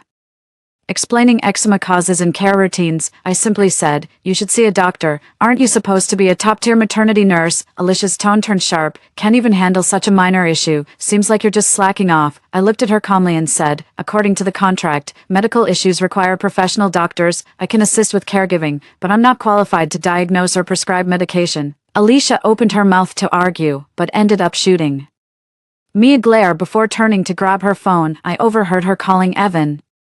her voice instantly turning pitifully frail. "Honey, the baby's sick, that nanny won't lift a finger, can you come home?" While she was on the phone, I carefully examined the baby's condition. The eczema looks quite severe, but it's not life-threatening. In my past life, I would have immediately applied wet compresses, ointments, and patiently explained prevention methods to Alicia. No, I simply jot down the symptoms and timing, then wait for Alicia to make her own decision. Alicia returned quickly with a triumphant look. "Evan's coming right back to take the baby to the hospital. Go pack what we'll need." I nodded and started packing the diaper bag. Alicia stood by, scrutinizing my every move with nitpicking comments. "Did you pack enough wipes? Bring an extra bottle just in case." Just as I finished packing and was about to zip up the bag, Alicia suddenly grabbed my hand. "Wait," she pulled out a tube of diaper rash cream. "We must take this. Hospital diapers are terrible." I noticed her nails were filed to sharp points, and there was a fresh cut on her right ring finger, as if sliced by something sharp. That wound hadn't been there last night when she searched my room. Evan rushed home half an hour later in his full business suit, clearly having left an important meeting abruptly. The moment he stepped inside, he anxiously asked, "How's the baby?" Alicia instantly transformed into a fragile, helpless damsel, throwing herself into her husband's arms with teary eyes. "I'm so scared."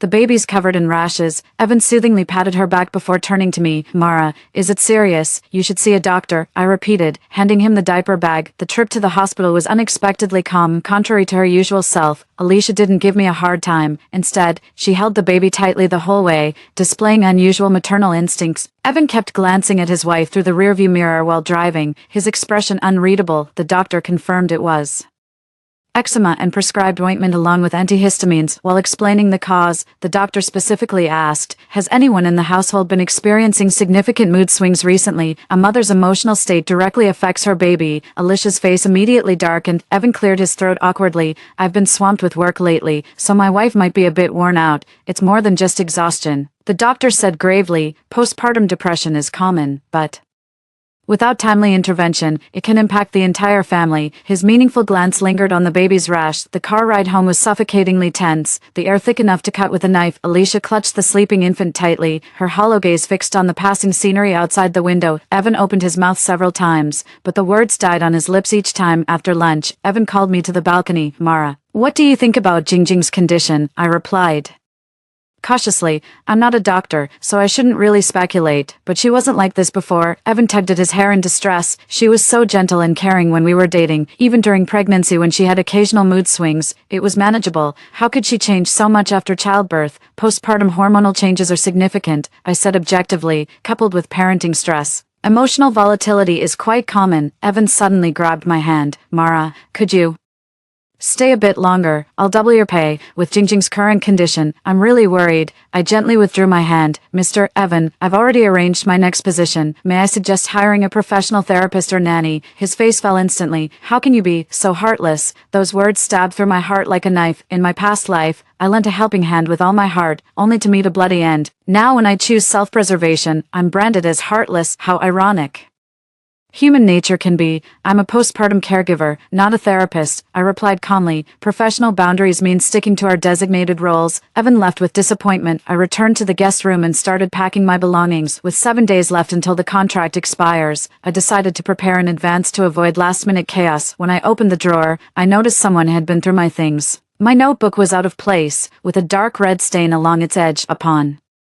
closer inspection, it was bloodstains. Alicia did go through my things last night and accidentally cut her hand. I smirked coldly, took out the little notebook documenting Alicia's suspicious behavior, and recorded this incident in detail. Then I checked other corners of the room. A tiny black object had appeared in the gap of the nightstand. I pretended not to notice, letting the miniature recording device keep running. That afternoon, Alicia suddenly knocked on my door claiming she needed advice on eczema care. Following her to the nursery, I noticed she'd prepared pen and paper like she was taking notes. "Explain those doctor-recommended methods again in detail," she ordered curtly. I simply reiterated the doctor's advice without adding any personal anecdotes. Alicia took careful notes, though her gaze kept drifting to my left wrist, where I wore a luxury watch gifted by my former employer. "Nice watch," she remarked abruptly. "Do postpartum caregivers make that much?" A parting gift from My previous employer, I replied calmly. Alicia pursed her lips. We're on great terms. I didn't respond, just continued explaining the ointment application. After the session, Alicia suddenly asked, "Found your next gig already?" "That's my personal business," I replied with a smile. Alicia's face darkened. "Taking side jobs while employed here, that's against protocol, isn't it? My contract has a fixed term. It's not indentured servitude." I maintained polite yet firm composure. "I've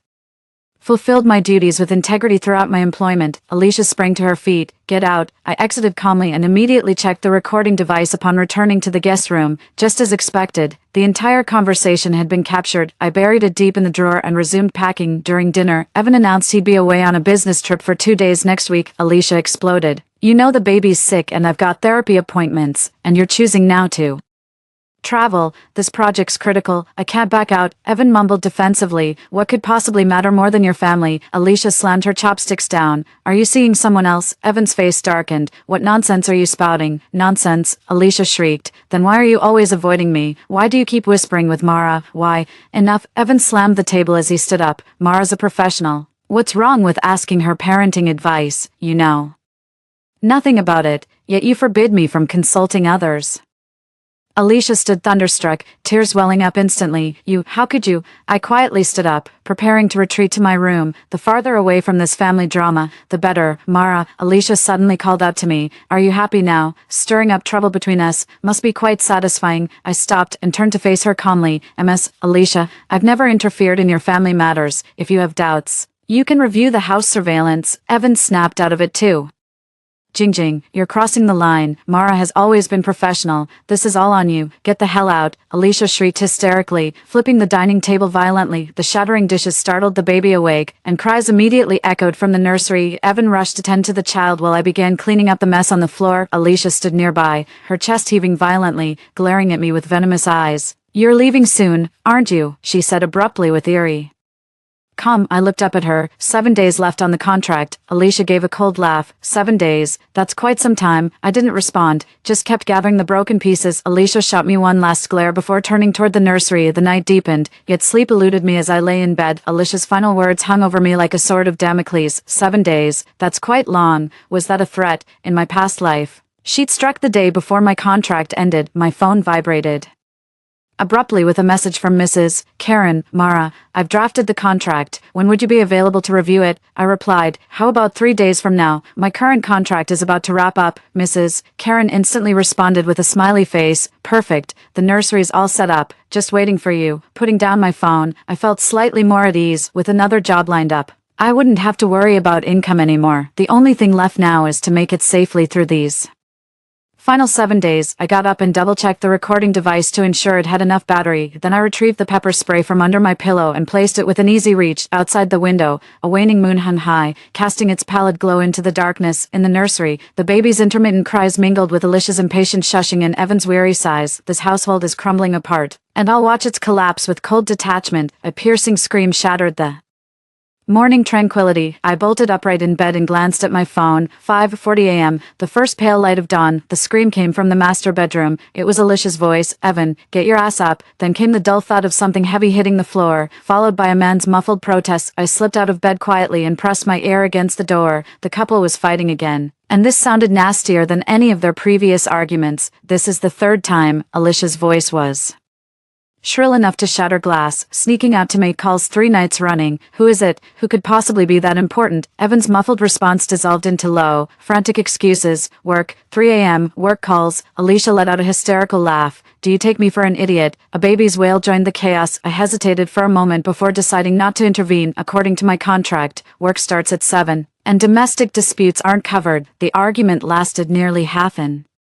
hour before ending with a deafening slam of the door. Through the gap in the curtains, I saw Evan rush out disheveled, jump into his car and speed away. Right at 7, I showed up in the kitchen punctually and started preparing breakfast. Alicia didn't appear until 9, her eyes swollen like peaches with a suspicious red mark on her left cheek. She mechanically chewed the oatmeal I'd prepared, staring blankly at the table.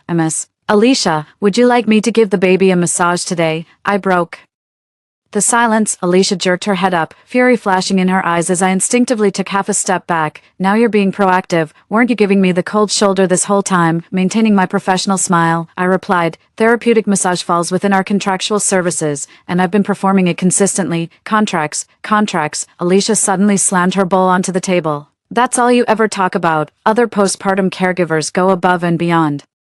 But you're like some emotionless robot. Setting down the spoon, I met her gaze directly. Ms. Alicia, I've strictly adhered to every contractual obligation and even exceeded expectations in certain areas. If you're dissatisfied, please provide specific examples. Alicia's face cycled through several expressions before settling into a cold smirk. Specific examples. Fine. That night when the baby had colic. You knew how to massage but deliberately didn't show us. For diaper rash, you just slathered on some ointment and called it done, and when I was having an emotional breakdown, you couldn't even offer a single word of comfort. Calmly pulling out my phone, I opened a document. These are detailed work logs. I did provide emergency treatment for the colic that night, and emailed the full care instructions the next morning. Regarding the diaper rash, 7 documented treatments, all recorded here. As for emotional support, I paused briefly. That's genuinely outside the contract scope. Alicia gaped at the records on my phone, timestamps, incident details, treatment methods, even photographic evidence attached. The thorough documentation completely caught her off guard. You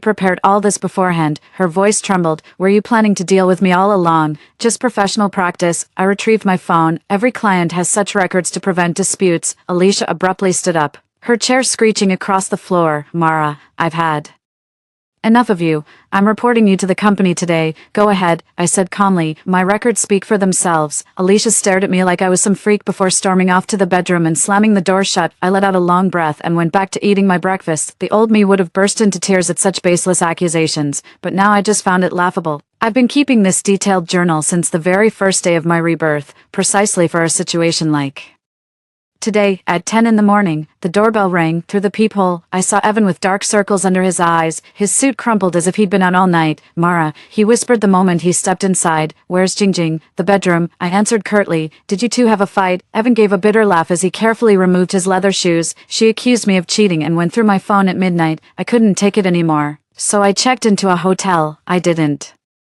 respond, simply handing him a cup of tea instead. Evan accepted the teacup, his fingers trembling slightly. Mara, I have an awkward favor to ask. I eyed him warily. Could we renew the contract? He pleaded urgently. I'll give you a 50% raise. With Jingjing's current condition, I just can't leave her alone with the baby. My heart skipped a beat. Evan had asked for contract renewal in my past life too, but back then it was because he was satisfied with my service. Now it's all because of distrust toward his wife. I'm afraid I've already committed to another family. I declined politely, and, Ms. Alicia doesn't seem particularly fond of me. She's just jealous of you, Evan blurted out, then caught himself awkwardly. I mean, her postpartum emotions are unstable. She's been irritable with everyone. Mr. Evan, I met his gaze directly. I'd suggest focusing more on your wife's mental well-being rather than changing maternity nurses. Evan froze, then gave a bitter smile. You're right, but I remained silent. This wasn't my problem to solve. Evan suddenly grabbed my hand. Mara, do me this favor, just stay 2 more weeks, at least until I wrap up this project. I gently withdrew my hand. The contract ends in 4 days. I'll fulfill my duties till the last minute, but renewal is out of the question. Evan sighed in disappointment and was about to speak when the master bedroom door suddenly swung open. Alicia stood in the doorway, her face deathly pale, eyes blazing with terrifying fury. I knew it. Her voice was barely audible. You two, behind my back. Evan scrambled to his feet. Jingjing, you've got it all wrong. I was just asking Mara about contract renewal. Renewal? Alicia shrieked with laughter. Oh please, the kind of renewal you discuss in bed. Ms. Alicia, I interjected calmly. Let's stick to facts. We can review the surveillance footage to verify our conversation. The Alicia household had installed cameras in common areas to monitor their maternity nurse. Ironically, this has now become my protective shield. Alicia's face contorted, then twisted into something even more vicious. Footage can be deleted. Did you really think I didn't know about your dirty little secrets? She suddenly lunged at me. Get out. Get the hell out of my house right now. I took a step back. According to the contract, I still have 4 days left in my service period. Early termination requires penalty payment. Penalty fee. Alicia laughed hysterically. Fine. How much? 100 grand. 200. I can afford it. Evan quickly stopped his wife. Calm down, get a grip. Mara's always been professional. This is our family's issue. Our family. Alicia whirled around to face her husband. So you finally admit it. You and her are the real family, aren't you? Evan was stunned by the absurd accusation. What the hell are you talking about? Me, talking nonsense. Alicia's voice dropped suddenly, laced with terrifying calm. Then why were you calling her darling at midnight? Why do you have her photos in your phone? Why, what photos? Evan looked completely baffled. Alicia pulled out her phone, pulled up a photo, and shoved it in his face. I glanced at it. Just a perfectly normal workshop from last week. Evan holding the baby while I stood beside them adjusting the pose. This is just parenting advice, Evan said exasperatedly. Mara was showing me how to hold the baby, showing you in bed. Alicia sneered. I took a deep breath. Alicia, this is an insult to my professional integrity. If you insist on these baseless accusations, I can terminate our contract immediately and reserve the right to legal action. Alicia was stunned by my firm stance. Momentarily speechless, Evan seized the moment to grab her arm. Jing, you need rest. Let me take you back to your room. Alicia shook off her husband's hand but didn't continue her outburst. She just fixed me with that bone-chilling stare and enunciated each word. In 4 days, you'd better be gone for good. Then she turned and stormed back into the bedroom, slamming the door shut violently again. Evan stood frozen in place, utterly at a loss. I calmly resumed preparing lunch as if the earlier drama had never occurred. Mara, Evan finally broke the silence. I'm sorry, Jing, no need to explain. I cut him off. I'd advise paying closer attention to your wife's mental state. Severe postpartum depression can lead to dangerous behaviors. Evan's expression darkened. Are you saying she'd harm herself?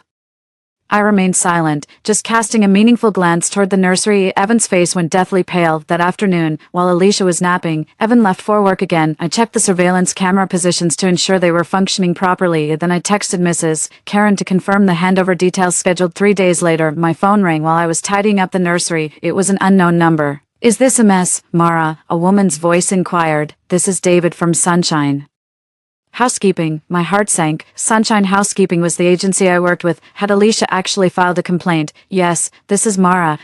Alicia just called demanding early contract termination. David's voice carried confusion, but she refuses to pay the penalty fee and threatened to report you. What happened? I briefly explained the situation and mentioned I had complete work records as evidence. David visibly relaxed upon hearing this. That's good. The company will handle it. Just complete the contract as planned. Hanging up the phone, I let out a long sigh of relief. Clearly, Alicia was dead set on forcing me out, even willing to escalate it to the agency. Thankfully, I'd prepared for this. Alicia didn't show up for dinner. Evan came back very late, looking utterly exhausted. He told me Alicia had locked herself in the bedroom all day, refusing to see anyone, not even their baby, Mara. He hesitated. Could you check on her? She won't answer when I knock. I was about to refuse, but thinking of that innocent child, I nodded instead. I gently knocked on the master bedroom door. Alicia, would you like dinner? No response. I knocked again. The little one misses you. The door swung open abruptly. Alicia stood at the doorway, her eyes red and swollen, clutching a phone in her hand. I noticed her jagged, bitten nails and the fresh blood oozing from the wound on her right ring finger. Cut the crap, she hissed. Isn't this exactly what you wanted? Me out of the way so you can take my place. I remained calm. I'm just relaying Mr. Evans' message. The baby does need its mother. Alicia's gaze suddenly turned distant. A mother? Do I even deserve to be called one? She looked down at her hands. I can't even control myself. For a moment, I almost pitied her, but the searing memory of that dagger plunging into my gut in our past life snapped me back to reality. Shall I call a doctor for you? I asked professionally. Alicia jerked her head up, vulnerability in her eyes instantly replaced by fury. Get out. The door slammed shut in my face once again. Back in the guest room, I meticulously checked all belongings, confirming nothing had been disturbed. Then I pulled out that little notebook from under my pillow and documented everything that happened today. Alicia's emotional outburst, baseless accusations, refusal to fulfill maternal duties, all crucial evidence. Closing the notebook, I glanced at the calendar. 3 days left until the contract expires. Not exactly an eternity, but not exactly a blink either. I took out my phone and texted Barbara, the postpartum doula I knew from the neighborhood. Do you have contact info for Alicia's previous nanny? Barbara replied promptly, Linda, she's gone back to her hometown. Why the sudden question? Just curious, I responded. Was she happy working there? Happy? Barbara sent a scoffing emoji. Rumor has it Alicia drove her nearly to depression. She terminated her contract early and left. My heart sank. Looks like Alicia's issues were brewing long before this. It wasn't me. Just as I was about to turn off my phone and sleep, a text from an unknown number popped up. Beware the final day. Staring at this cryptic warning, a chill ran down my spine. Who sent this? What does it mean? Could it be? My fingers hovered over the keyboard, but no reply came. No matter what, there are only 3 days left. I'll be extra careful to get through these final days safely. Outside the window, a waning moon hung high, casting its pallid glow into the darkness. In the nursery, the baby suddenly started crying, its wails piercing through the silent night, but this time, no one came to soothe him. The final day, I opened my eyes and stared at the ceiling for a long while. Ever since my rebirth, I've been waiting, or rather dreading, for this day to come. In my past life, Alicia ended my life with a fruit knife on the final day of my contract. The sunlight streaming through the window couldn't be more different from that bloody day etched in my memory. I glanced at my phone. 6:30, a full half hour before my alarm was set to go off. I sprang out of bed and double-checked my already packed luggage. All essentials were securely packed, leaving out only today's necessary clothes and toiletries. The little notebook documenting Alicia's unusual behavior was tucked safely in my inner pocket. Right at 7 o'clock, I appeared punctually in the kitchen. To my surprise, Alicia was already seated at the dining table with a steaming cup of coffee in front of her. She wore a pale blue dress, her hair meticulously styled, and even had on light makeup, looking every bit like she was attending some important occasion. "Good morning, Mara," she greeted me with a smile, her voice impossibly soft.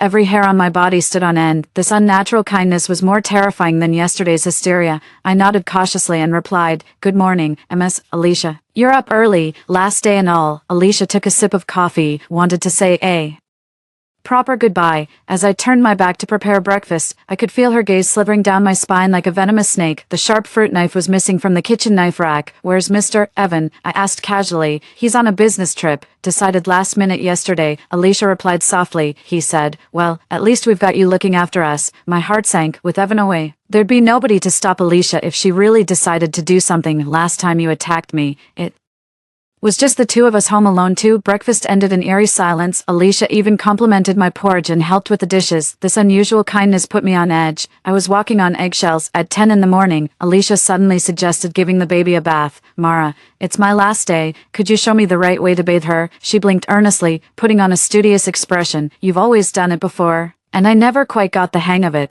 I nodded and followed her to the nursery. The baby waved her tiny hands excitedly when she saw us. My heart clenched. After today, I'd never see this little one again. The bath went surprisingly smoothly. Alicia was learning with such focus that I began questioning if I'd been overly suspicious, but as she lifted the baby from the tub, I noticed her right hand trembling slightly, her nails digging deep into her own palm. "You're doing great." I handed her the towel. "Just be a little gentler." Alicia's smile froze for a split second before turning sweet again. "Mara's such a natural teacher." At noon, Alicia offered to help me prepare lunch. "Last day today, I should really learn to cook something," she said with a laugh. "Can't keep relying on takeout and nannies forever, right?" My guard went up. The kitchen, knives, being alone together. This scene felt eerily similar to my past life, but I didn't refuse. Just discreetly checked the pepper spray in my pocket and my phone's recording function. "Let's start with something simple." Alicia tipped tomatoes and eggs from the fridge. "Teach me how to make scrambled eggs with tomatoes." I stood beside her, maintaining an arm's length distance, briefly explaining the steps. Alicia moved clumsily yet earnestly, genuinely seeming to just want to learn cooking. Was I overthinking this? Had the course of this lifetime already changed? "Mara," Alicia suddenly spoke, her voice dropping several tones. "Do you think I'm a bad mother?" The question caught me completely off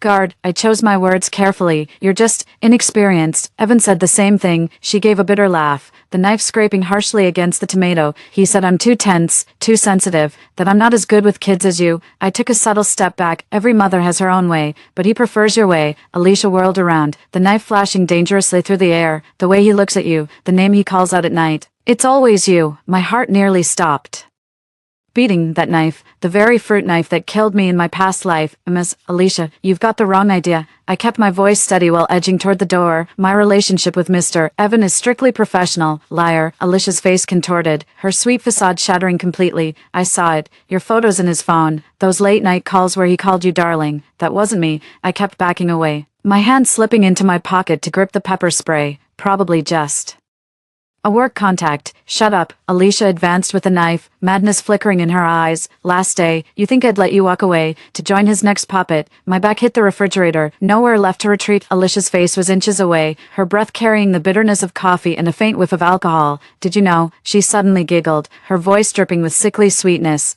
Disfigurement carries a lighter sentence than murder under criminal law. Now's the moment. I whipped out the pepper spray and aimed straight for her eyes.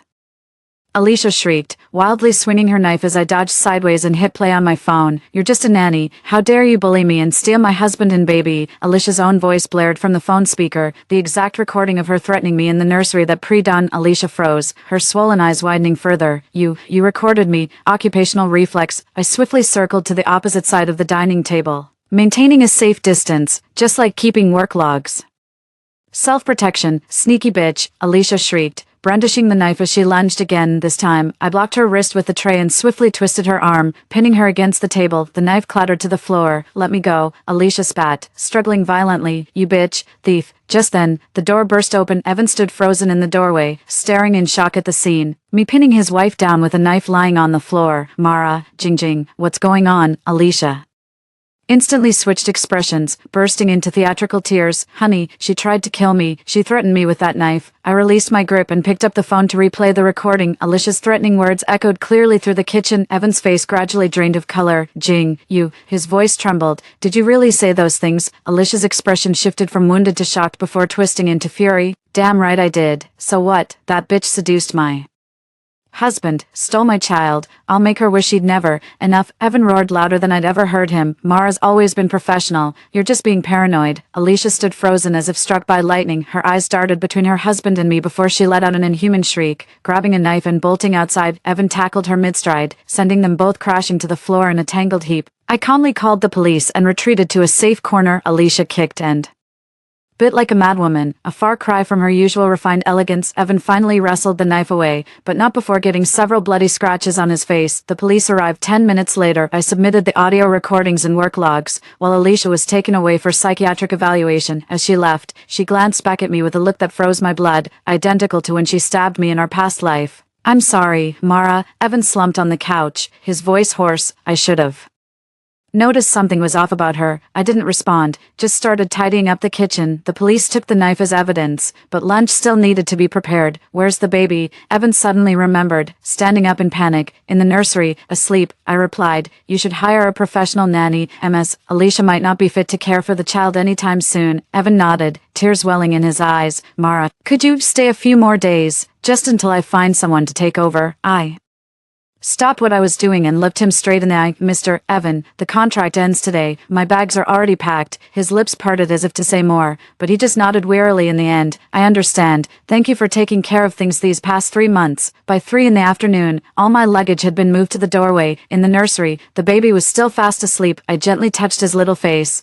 my heart filled with mixed emotions. I'll take good care of him, Evan said at the doorway. And, about Jing, I'm truly sorry. I handed him a flash drive. This contains my parenting notes and some records of MS, Alicia's behavior. They might come in handy. Evan took the flash drive with a complicated expression. Thanks, you've been far more responsible than we were. With one last glance at the house that had once claimed my life, I picked up my luggage and walked away without looking back. My phone rang just as I stepped out of the residential complex. It was Mrs. Karen. Mara, does 9 a.m. tomorrow work? I'll send a car to pick you up. No problem, I replied with a smile. See you tomorrow. Hanging up the phone, I took a deep breath of liberating air. 3 months into my rebirth, I've finally shaken off the nightmares of my past life and stepped into a brand new existence. Yet in some corner of my heart, I can't help wondering, will Alicia seek therapy? Will Evan be a good father? Will that innocent child grow up happy? The answers to these questions no longer concern me. I hailed a cab and rode toward my new life. Sunlight streamed through the floor-to-ceiling windows, casting diamond-shaped patterns on the hardwood, gently rocking the newborn in my arms. I hummed a soothing lullaby. The little one yawned, gradually closing those eyes framed by long lashes that cast delicate shadows on rosy cheeks. Mara, you're practically a magician. Mrs. Karen leaned against the doorframe, admiration shining in her eyes. The little one never takes more than 5 minutes to fall asleep in your arms. With a smile, I settled the baby into the crib and tiptoed out of the nursery. You'll get used to it. Every child has their own rhythm. We just need to find it. 3 months now. It's been 3 months since I left Alicia's place. These 90 days at Mrs. Karen's home restored my dignity and joy as a postpartum caregiver. Mrs. Karen is a single mother who's understanding, respects professionalism, and never oversteps boundaries. Her Baby was much easier to care for than Alicia's child, rarely fussing without reason. Mara, Rosie just called asking if you could help her next month. Mrs. Karen handed me a cup of herbal tea. I told her that's entirely up to you. Taking the teacup, I inhaled its fragrant steam. Rosie, the one we met at last parent-teacher conference. That's her. Mrs. Karen chuckled. You're quite the celebrity in our circle now. People are lining up for your availability. Sipping the tea, I felt a warm glow spreading through me. Though I'd been a top-tier postpartum caregiver in my past life, I'd never been in such high demand. After Rebirth, I learned to maintain professional boundaries and unexpectedly gain more respect. My phone buzzed abruptly with Barbara's message. Mara, heard Alicia got committed. Evan's filing for divorce and fighting for custody. My finger hovered over the screen, momentarily at a loss for words. This outcome was both expected and stirred complicated emotions within me. What's wrong, Mrs. Karen immediately picked up on my unusual demeanor. I handed her my phone to see. Mrs. Karen skimmed through the messages and sighed. So this is your former employer? I nodded and briefly explained Alicia's mental state and our final confrontation, naturally omitting any mention of rebirth or murder. Oh my God, Mrs. Karen covered her mouth. You must have been terrified, more than anything. I felt regret. I gazed out the window. Such a happy family, destroyed just like that. Mrs. Karen shook her head. It wasn't your fault. Postpartum depression is common, but for it to escalate to that point, there must have been warning signs. Her words brought back memories of my past life. If I'd kept my distance back then like I do in this life, would Alicia's jealousy have escalated to murder? Sadly, we'll never know. That afternoon while the baby slept, I met Barbara at a nearby cafe. She couldn't wait to spill the latest gossip the moment she saw me. Barbara lowered her voice. Alicia's been diagnosed with paranoid schizophrenia. Rumor has it she even attacked nurses at the hospital, accusing them of seducing her husband. Stirring my coffee, I felt none of the expected schadenfreude, just quiet sorrow. What about the child? Evan's taking care of it for now. Barbara scoffed. But what does a grown man know about infants? He's scrambling to find a nanny. Hasn't he reached out to you? Barbara asked abruptly. Word is he's been asking around for your contact info. My hand trembled slightly, spilling a few drops of coffee. Evan's looking for me. Why, no. I wiped the table clean. We've been over for ages. Thank goodness. Barbara dramatically clutched her chest. The farther you stay from that kind of family, the better. A light drizzle began to fall as I stepped out of the cafe, though umbrella-less. I felt no urgency to return. The gentle raindrops kissed my face like a cleansing ritual. 3 months ago, I'd stormed out of Alicia's place seething with hatred and fear. 3 months later, I found myself able to reflect calmly on that family tragedy. Time truly is the best healer. My phone rang again, this time displaying an unknown number. After a moment's hesitation, I answered the call. Is this a mess, Mara? Inquired a professional female voice. I'm Director Laura from the Maternal and Child Health Center. We'd like to invite you as a guest speaker for our postnatal care seminar next month to share your experiences. I was surprised. Me? Why me? Mrs. Karen and Rosie highly recommended you, Director Laura said with a smile. They mentioned your exceptional skills in handling complex family dynamics while maintaining professional boundaries. That explains it. After a moment's consideration, I accepted the invitation. Perhaps my experiences, whether lessons from past lives or wisdom gained in this one, could genuinely help others. On the day of the lecture, the venue was packed with expectant parents and new moms and dads. Standing at the podium, I shared key insights about postpartum care. The most crucial thing is setting clear boundaries. We're professionals, not family members. Excessive emotional involvement can backfire. Someone raised their hand. Teacher Mara, how should we handle situations where new mothers become emotionally unstable or even distrustful of us? This issue stabbed into my memory like a knife. I took a deep breath. First, maintain professional boundaries and avoid getting entangled in family conflicts. Second, document your work thoroughly to protect yourself. Lastly, if the situation escalates, consider terminating the contract promptly. Wouldn't that come across as too cold? A pregnant woman asked anxiously. Professional doesn't mean cold. I smiled. Just as doctors need proper detachment when treating patients, we're helping families through challenging times, but helping doesn't mean replacing. After the lecture, several expectant mothers gathered around me asking for more details. One of them suddenly remarked, Teacher Mara, you explained everything so vividly. It's like you've experienced it firsthand. My smile froze momentarily. Every seasoned maternity nurse has witnessed all kinds of family situations. What matters is learning from them to avoid repeating mistakes. That evening, Mrs. Karen's TV was airing a legal program about a case where a mother suffering from postpartum depression harmed her infant. Staring at the haggard woman on screen, I suddenly thought of Alicia. Where is she now? Has She gotten treatment. Is there any improvement? Horrible, Mrs. Karen shook her head with a sigh. Early intervention might have prevented things from getting this bad. Indeed, I murmured in agreement. If I hadn't been so meddlesome in my past life, if I'd noticed Alicia's condition sooner,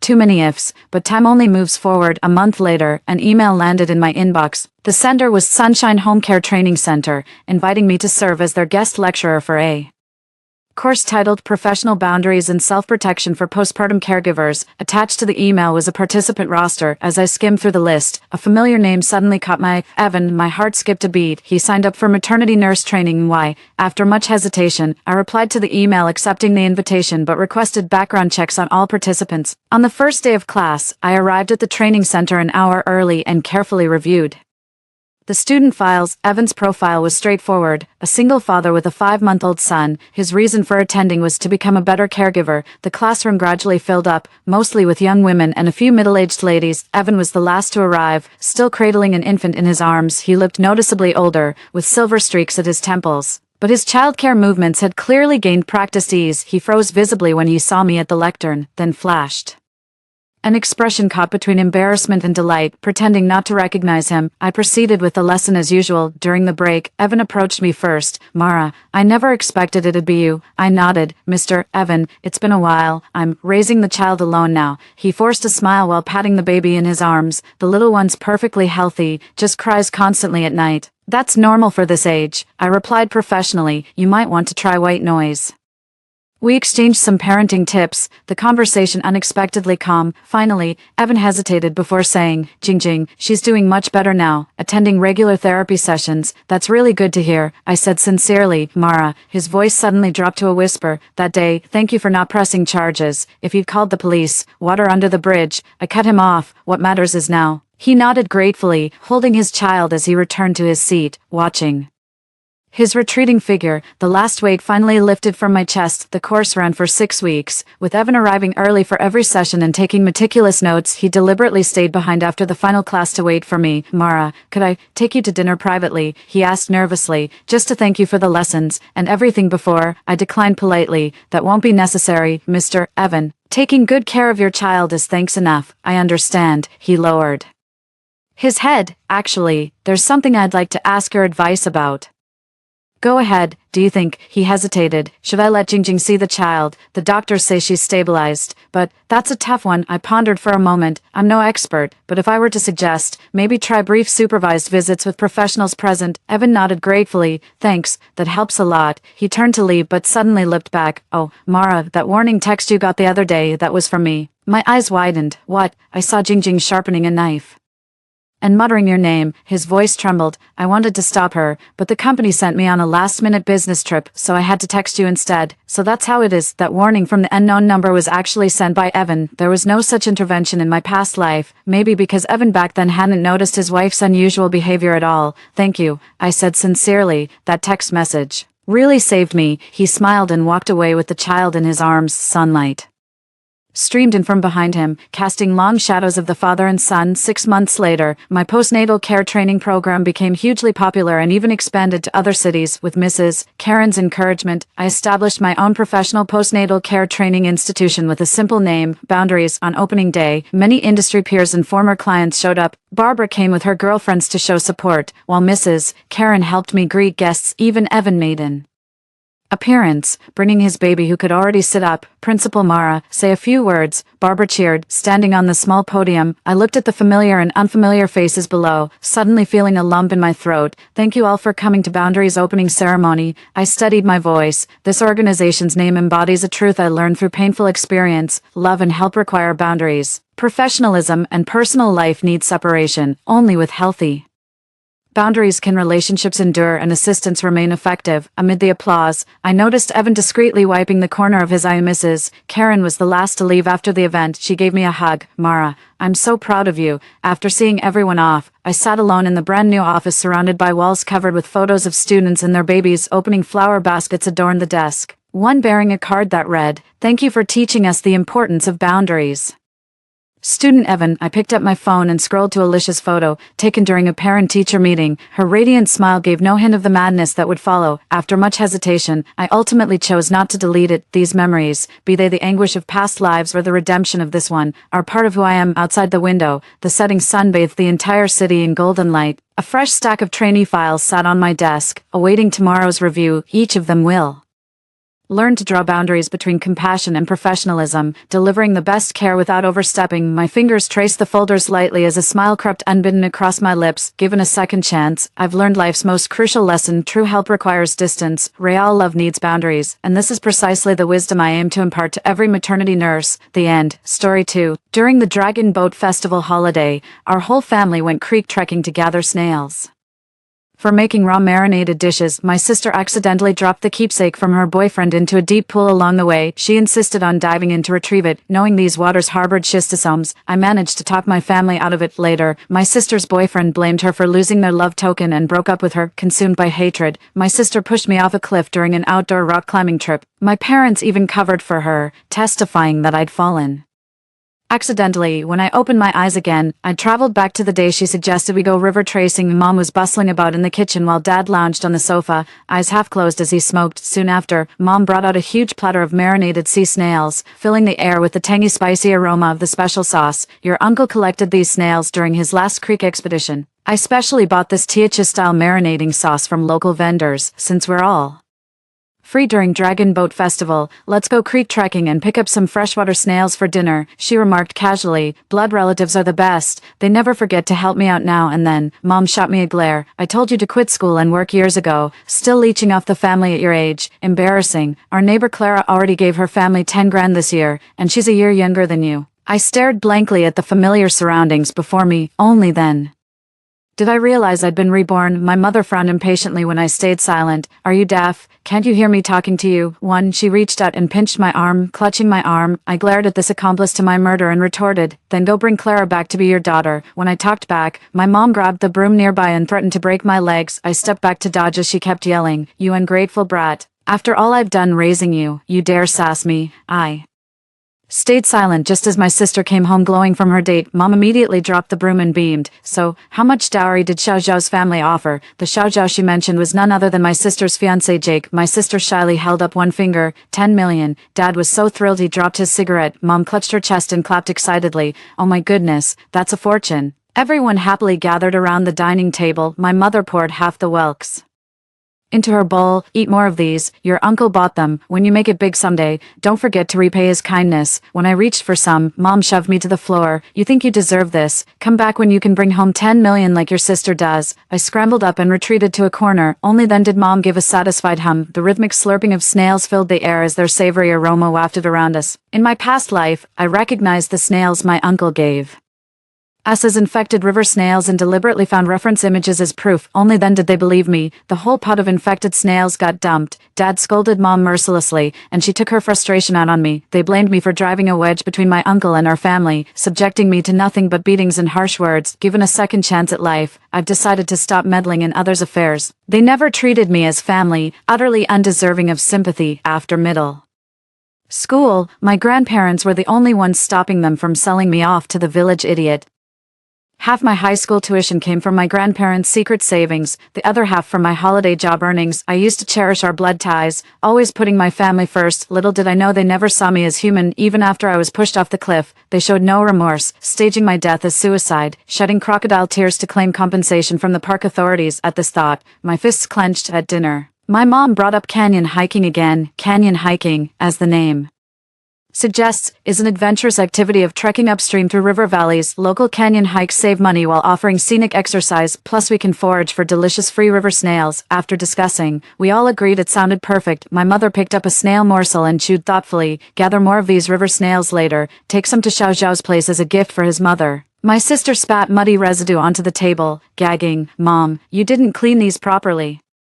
Mom eyed the discarded snail meat with dismay and scolded, "These snails are too tiny to clean thoroughly. Just spit out the grit, this meat's expensive." Wiping her mouth with a tissue, my sister declared, "I'm done. That totally grossed me out. Next time serve them properly cleaned." After my sister left the table, Mom picked up the blackened snail meat she'd spat out with a toothpick and popped it right back into her mouth with dreamy satisfaction. She murmured, "Bet we're the only family in this village who's eaten pickled raw snails. What a bunch of bumpkins." My stomach churned violently. I nearly vomited on the spot. The Dragon Boat Festival holiday was just around the corner. Every day after school, I'd come home to hear them discussing what to buy next. My sister would always be on video call with Jake, cooing honey this and darling that. Once when I came out in my pajamas after showering, my sister was gone, but her phone remained on the living room table. I looked down and locked eyes with Jake. Jake leered at me, practically drooling as he said, "Hey there, little sister-in-law." My sister stormed out of the bedroom and slapped me hard across the face. "You little slut, who are you trying to seduce dressed like that?" With brute force, she yanked me toward the camera. "Sweetheart, who's prettier, me or my sister?" Jake looked at me with disgust. "Ugly as sin, not even 1% as hot as you." Finally satisfied, my sister tilted her nose in the air. "Stop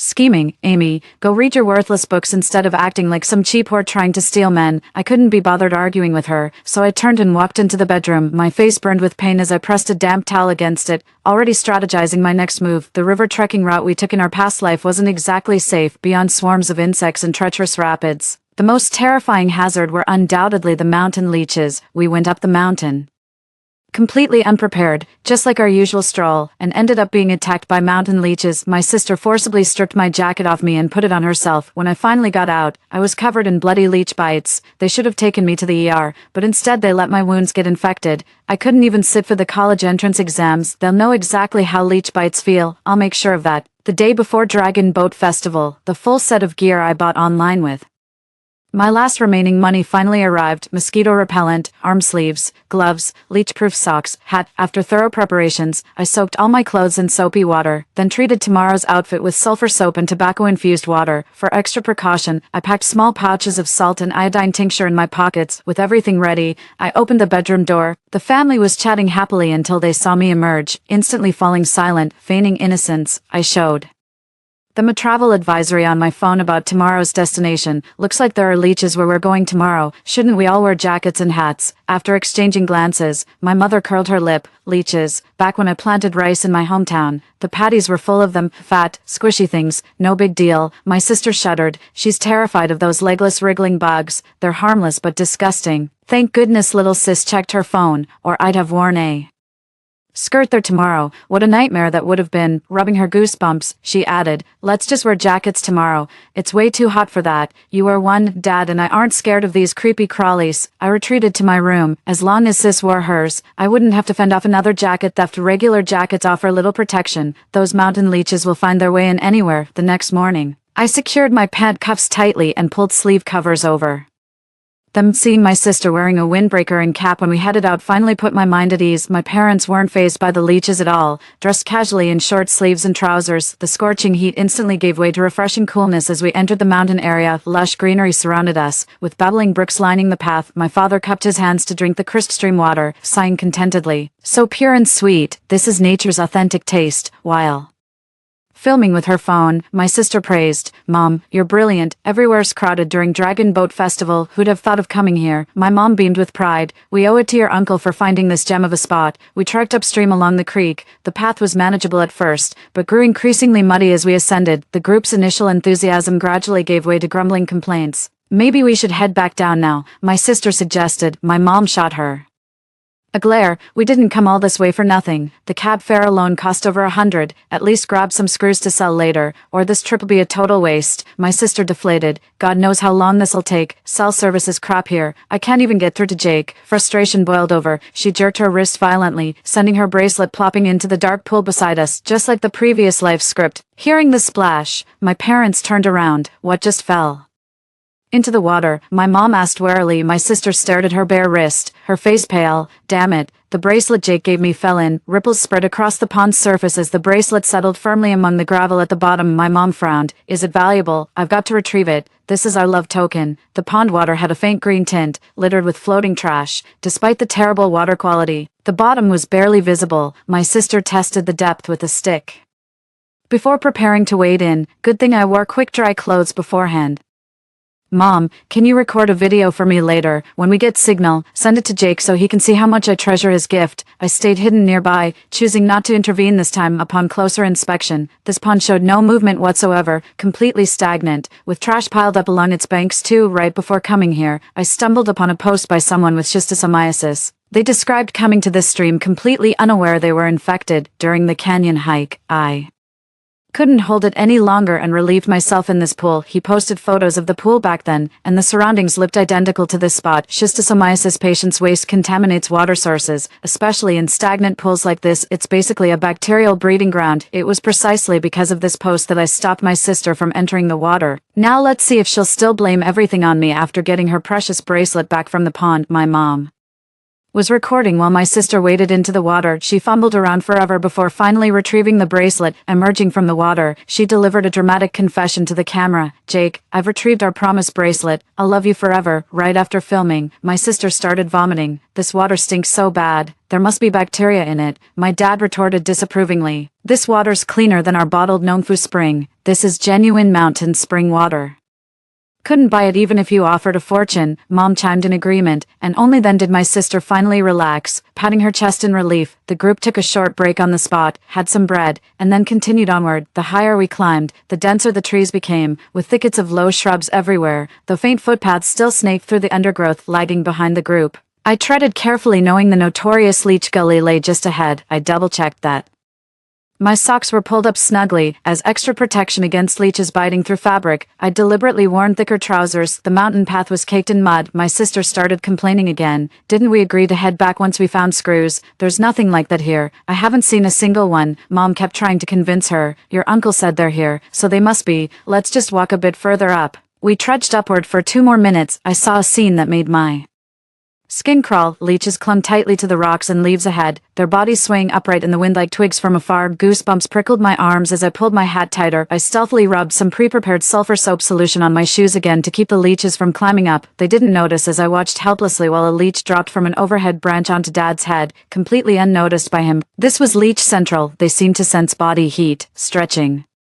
their heads toward us one after another. Wearing gloves, I moved with extreme caution to avoid areas where leeches lurked. Occasionally a mountain leech would stretch toward my shoes, only to recoil and tumble off immediately. After just a few steps, my sister turned back abruptly in frozen horror, exclaiming, "Mom, Dad, look at yourselves." Only then did my parents realize several leeches had crawled onto their exposed skin. My father muttered under his breath, "Didn't feel a damn thing. Go ahead and suck, won't kill ya." My parents remained completely unfazed, with Mom even poking at it casually. "No need to panic, they'll drop off once they're full." My sister watched with a horrified grimace and began inspecting her own body. The inspection revealed disaster. Several leeches had already latched onto her feet. When prodded with a trekking pole, they curled up and wriggled deeper into the mesh holes of her shoes. Terrified out of her wits, my sister shrieked while kicking off her shoes. Only after Mom yanked the leeches out did she finally calm down. "Let's get out of here. This is terrifying." Thank goodness I wore my jacket and hat, or these things would be crawling all over me. She hadn't noticed before, but now she saw them clearly, leeches all around, poised and stretching their heads toward us. She screamed nonstop the whole way until we finally made it out of that area and reached the flat ground at the mountain summit. My sister started blaming Mom. "Where are those promised snails? We're already at the top. Uncle must have lied to you." My mother glared and slapped her instantly. "Your uncle went out of his way to bring you snails, and this is how you repay his kindness, you ungrateful brat." My sister retorted defiantly, "Did you see any snails around? Just leeches everywhere. Look how badly they've bitten you." My parents' exposed skin was a horrifying sight. Dad flicked his lighter near one leech, making it curl up and drop off. Their bodies were covered with bleeding leech bites, an utterly gruesome sight. But leeches secrete anesthetic when feeding, so they didn't feel a thing and acted completely unbothered. Their sister, however, turned pale watching the scene unfold. While discussing their descent route, the sister suddenly dashed behind a tree to relieve herself. Moments later, her blood-curdling scream pierced the air. "Mom, get over here now." She sounded on the verge of a breakdown. "Stop yelling like a banshee," my mom kept grumbling as I trailed behind her. Before she could pull up her pants, we saw several plump, blood-engorged leeches clinging to her thighs. A few more were latched onto her inner thighs and the outside of her underwear. "You're on your period." It was no different than being a walking blood bank. The sight sent shivers down our spines. My mom got scared too. My sister screamed, "Get them off me." All right,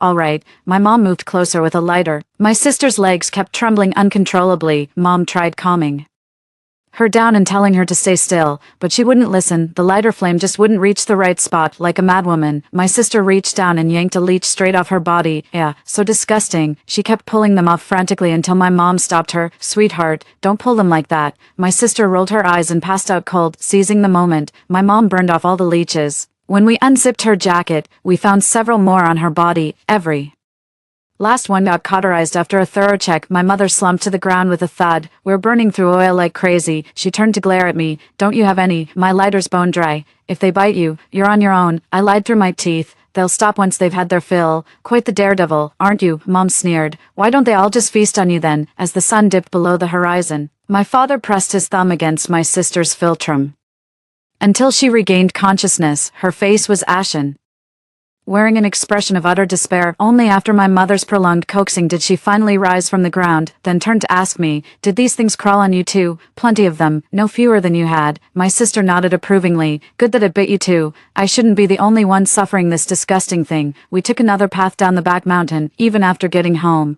My sister still hadn't recovered from the shock. She spent 2 hours scrubbing herself in the shower before finally coming out. Right after that, we rushed to the emergency room. Half of that damn leech was still buried in her flesh. The whole family went to the hospital, leaving the house eerily empty. For the first time in ages, I felt a glimmer of hope for the future. When they were around, I always felt stifled and sidelined. Now I'm living for myself. I went to the kitchen and fried myself a big plate of cured pork with garlic sprouts. Absolutely mouth-watering. I wolfed down 2 big bowls of rice before heading back to my room to study for hours. They didn't return until dusk, but things seemed settled. My sister's smile had returned. When Mom noticed a chunk of cured pork missing while cooking, she called me a greedy pig and lunged for the broom. I barely managed to slam and lock the door in time. The banging on the door and shouting went on forever, so I put in earplugs and started studying. Then my sister's scream woke me up in the middle of the night. When I opened the door, I saw my sister and Mom in the living room. Blood was dripping from my sister's nose. Using some folk remedy, Mom actually pulled out a plump leech from her nostril. The scene was utterly terrifying. With the college entrance exam just days after Dragon Boat Festival, I couldn't afford any more distractions and plunged into intensive revision. On exam day,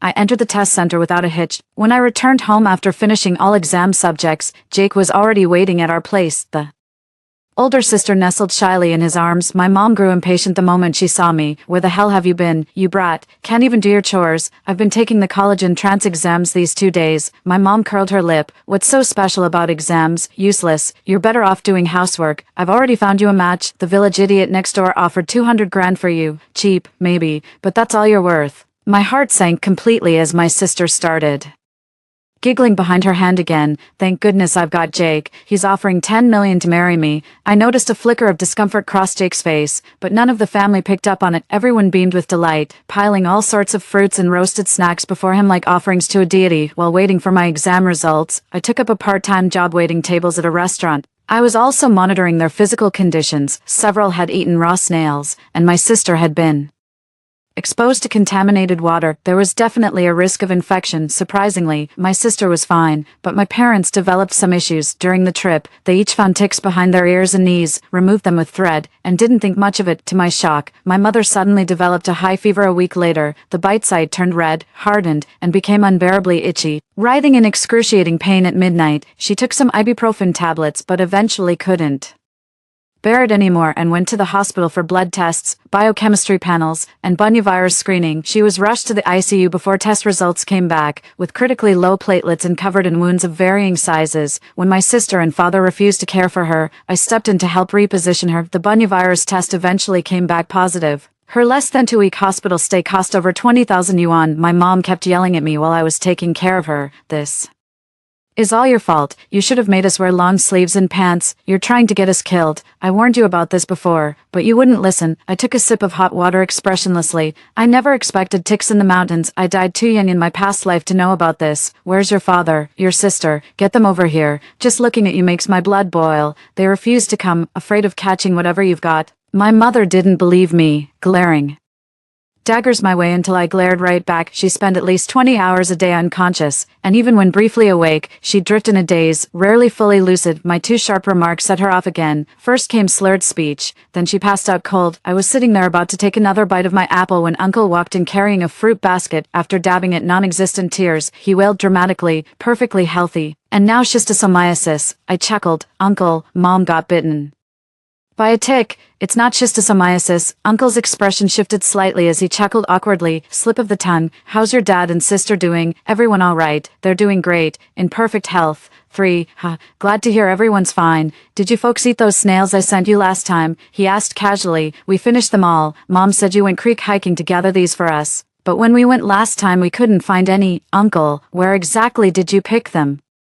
Really, there were plenty when I went last time. Maybe I picked them all already. With that, Uncle stood up abruptly. Something came up at home. I'd better get going. Watching Uncle leave, I'd already figured things out. My uncle knew damn well those were parasite-carrying snails. Yet he lied to my mom. He probably meant to harm our whole family. There wasn't even grass on that mountain, let alone those deadly snails. God knows where he scavenged those from. The very next morning, the doctors discharged my mom. She kept screaming about me being ungrateful, accusing me of wanting her dead, making a scene yelling at me in the hospital. The last nurse finally couldn't hold back anymore and said my father refused treatment because it was costing too much. Besides, this disease is extremely difficult to treat. Spending all that money would only delay the inevitable. The mortality rate of this virus is just too high. Even after hearing the truth, my mother refused to believe it. She tried to hit me but was too weak, and I dodged her effortlessly. Her eyes burned with hatred as she glared at me. Did you talk your father out of treatment? It can't be that serious. You must have put these ideas in his head. I always knew you were no good. The last glimmer of hope in my heart was completely extinguished. My mother never held any affection for me. After saying this, she was utterly drained of strength. That day we returned home, but my father and sister checked into a hotel instead,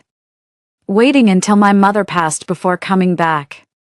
My mother granted their wish, taking her last breath that very night. The moment they heard about my mother's death the next day, they rushed back immediately. My sister's first words were, "Will the insurance cover this?" My father chimed in, "Can we squeeze some compensation out of the CDC?" They started making calls right away, aggressively demanding money from anyone they could. My mom had bought insurance earlier, and the payouts estimated to be several $100,000. My dad was grinning from ear to ear, then started pressuring my sister to hurry up and get married so Jake would pay the bride price. They rushed through a shoddy funeral for my mother. After shedding crocodile tears all day, they immediately started counting the condolence money once everyone left. The next morning I checked my college entrance exam results, 580 points, a decent score that could get me into a second-tier elite university. I started working 2 jobs without telling my family. On my way home after submitting college applications, I ran into my sister coming out of the pharmacy. She looked irritated, and seeing me only made her mood worse. "You're never around these days. Can't even bother to come home and cook." Noticing the fexofenadine in her hand, I asked, "Having allergies?" My sister rolled her eyes. "I'm itching all over and have been running to the bathroom all day. Did you secretly put a curse on me?" "No way." I brushed it off vaguely, though my sister's cheeks had thinned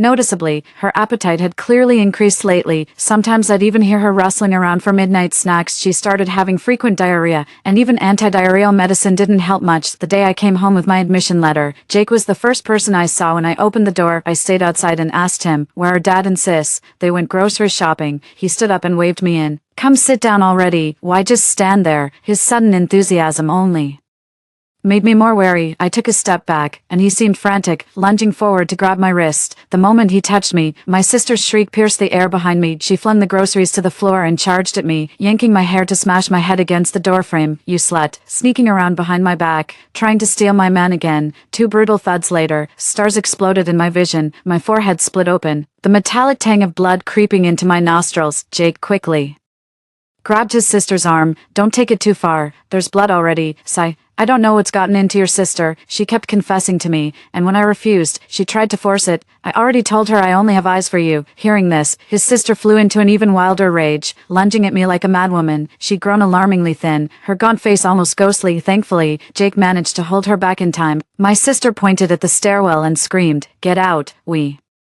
don't want your highness here. Go be a whore somewhere else." Clutching my admission letter tightly, I grabbed my ID from home and walked out the door. Truth be told, I'd had enough of this place anyway. With my college acceptance finally in hand, I booked a train ticket that very night heading straight to my future university town. My first time ever leaving home, I rented a place near campus and started working part-time at a coffee shop. I've already saved enough for my first year's tuition.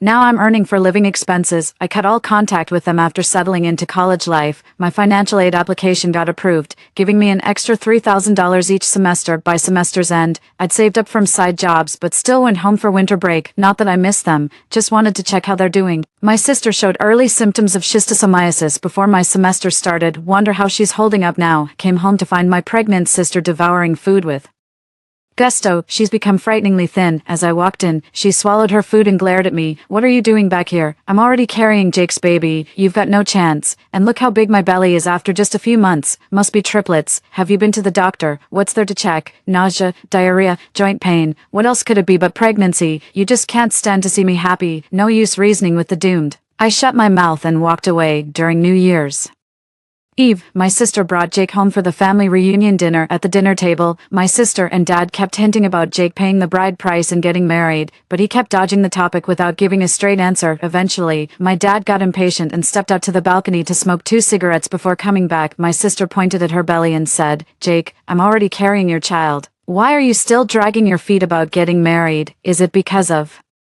this little tramp standing here?" The elder sister sneered. "Nonsense. My mother hasn't agreed yet. She thinks your family isn't good enough. We only marry within our social class." The sister slammed her chopsticks on the table. "You never mentioned social status when we were dating. You owe me this 10 million yuan bride price. Mom said she'll only give 8,000 yuan if I insist on marrying you. Take it or leave it. Who'd want you now that you're pregnant anyway?" Jake gave up too, throwing his chopsticks down. My sister burst into tears, clutching her stomach and wailing about her poor child's miserable fate. My father flipped the table over violently. 8,000, that's beggar's money. Jake stiffened his neck defiantly. "Take it or leave it. She's damaged goods now, pregnant and worthless. Nobody else would want her. Without me, she wouldn't even fetch 8 grand. Your call. The bride price might be modest, but she'll live like royalty with us. We're loaded." My father lit another cigarette with a grimace, kicked my sister, and cursed, "Worthless girl, getting knocked up before marriage." After hours of negotiation, they settled on a compromise, selling my sister off for 18,888 yuan. They planned to rush to the civil affairs office the moment it opened to get their marriage license. My sister genuinely believed she was marrying into prosperity.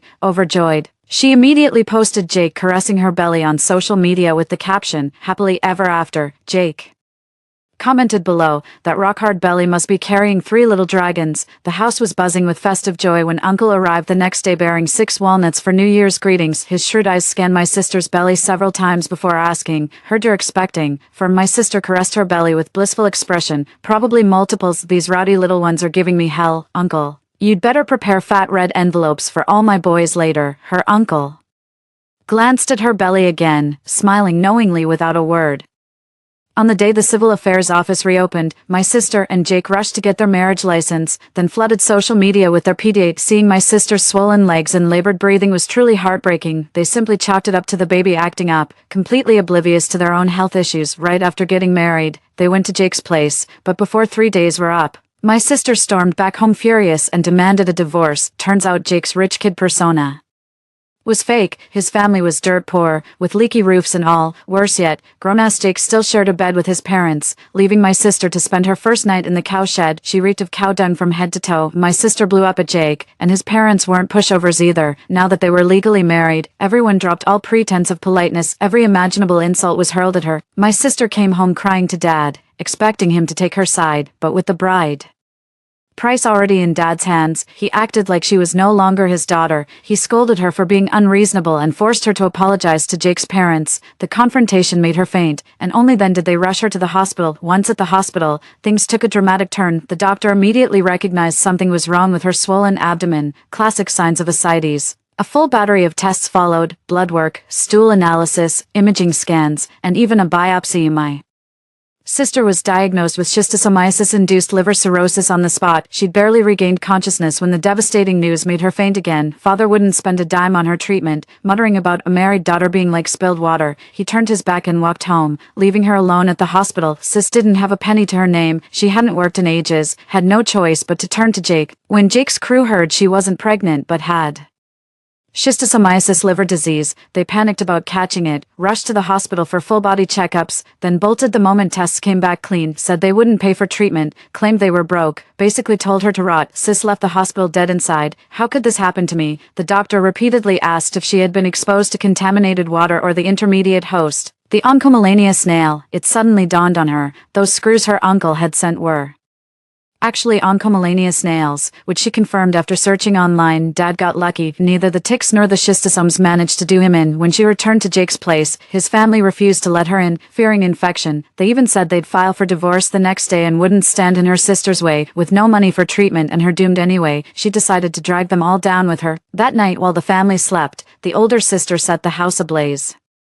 Killing everyone, she called me, her voice eerily calm. Little sister, where are you? I sensed something was off. I'm at school. Dad's got something for you. Come home tonight. Better book an evening ticket and get here early. Her voice carried an eerie calm. I hung up and called the police immediately. My sister was arrested for murder that same day. They say she was still cursing me when they took her in, sobbing about why I didn't stop her. Why I let her eat those snails. Why I made her retrieve that bracelet. In her final moments, she was reborn, but it was too late. When I learned my sister had been arrested, I rushed home overnight. As I opened the door, Dad sat on the balcony smoking his pipe, his face etched with deep wrinkles. He forced a grim smile when he saw me, every crease on his face trembling. Your sister's in prison. Probably won't last long. You're my only daughter now. Just focus on your studies these few years. Once you graduate, I'll arrange your marriage. They say educated women fetch good prices these days, could sell for hundreds of thousands, worth more than your mother's life. In my father's eyes, there's no such thing as family bonds, only profit. He always let my mother and sister bully me without saying a word, but truth be told, he's the real villain, a wicked man of few words. I looked at him and smiled bitterly. Dad, this is the last time I'll call you that. I came back to sever our father-son ties. I'll fulfill my legal obligations to support you, but I won't take another word of yours to heart. Without giving him time to react, I pulled the door shut and walked downstairs. Just outside the neighborhood, I turned for one last look at the place I'd called home for over a decade. That's when I noticed a heavily bundled pregnant woman in black entering our apartment building. Something feels off. That pregnant woman was unusually tall and broad-shouldered. Everyone in our neighborhood knows each other, yet I can't place which family has such a strapping daughter-in-law. Curiosity got the better of me, so I asked the security guard casually, "Uncle, did you just see a pregnant woman come through?" The driver squinted while taking a drag from his cigarette. "What pregnant woman? I register every outsider who comes in. Got perfect records." I didn't dwell on it, but couldn't shake this growing sense of unease. That figure looked familiar, but I couldn't quite place it. I stared at my house window when suddenly blood splattered across the glass, my father's face pressed against it, staring at me with lifeless eyes trembling. I fumbled for my phone and called the police. "I think my father's dead."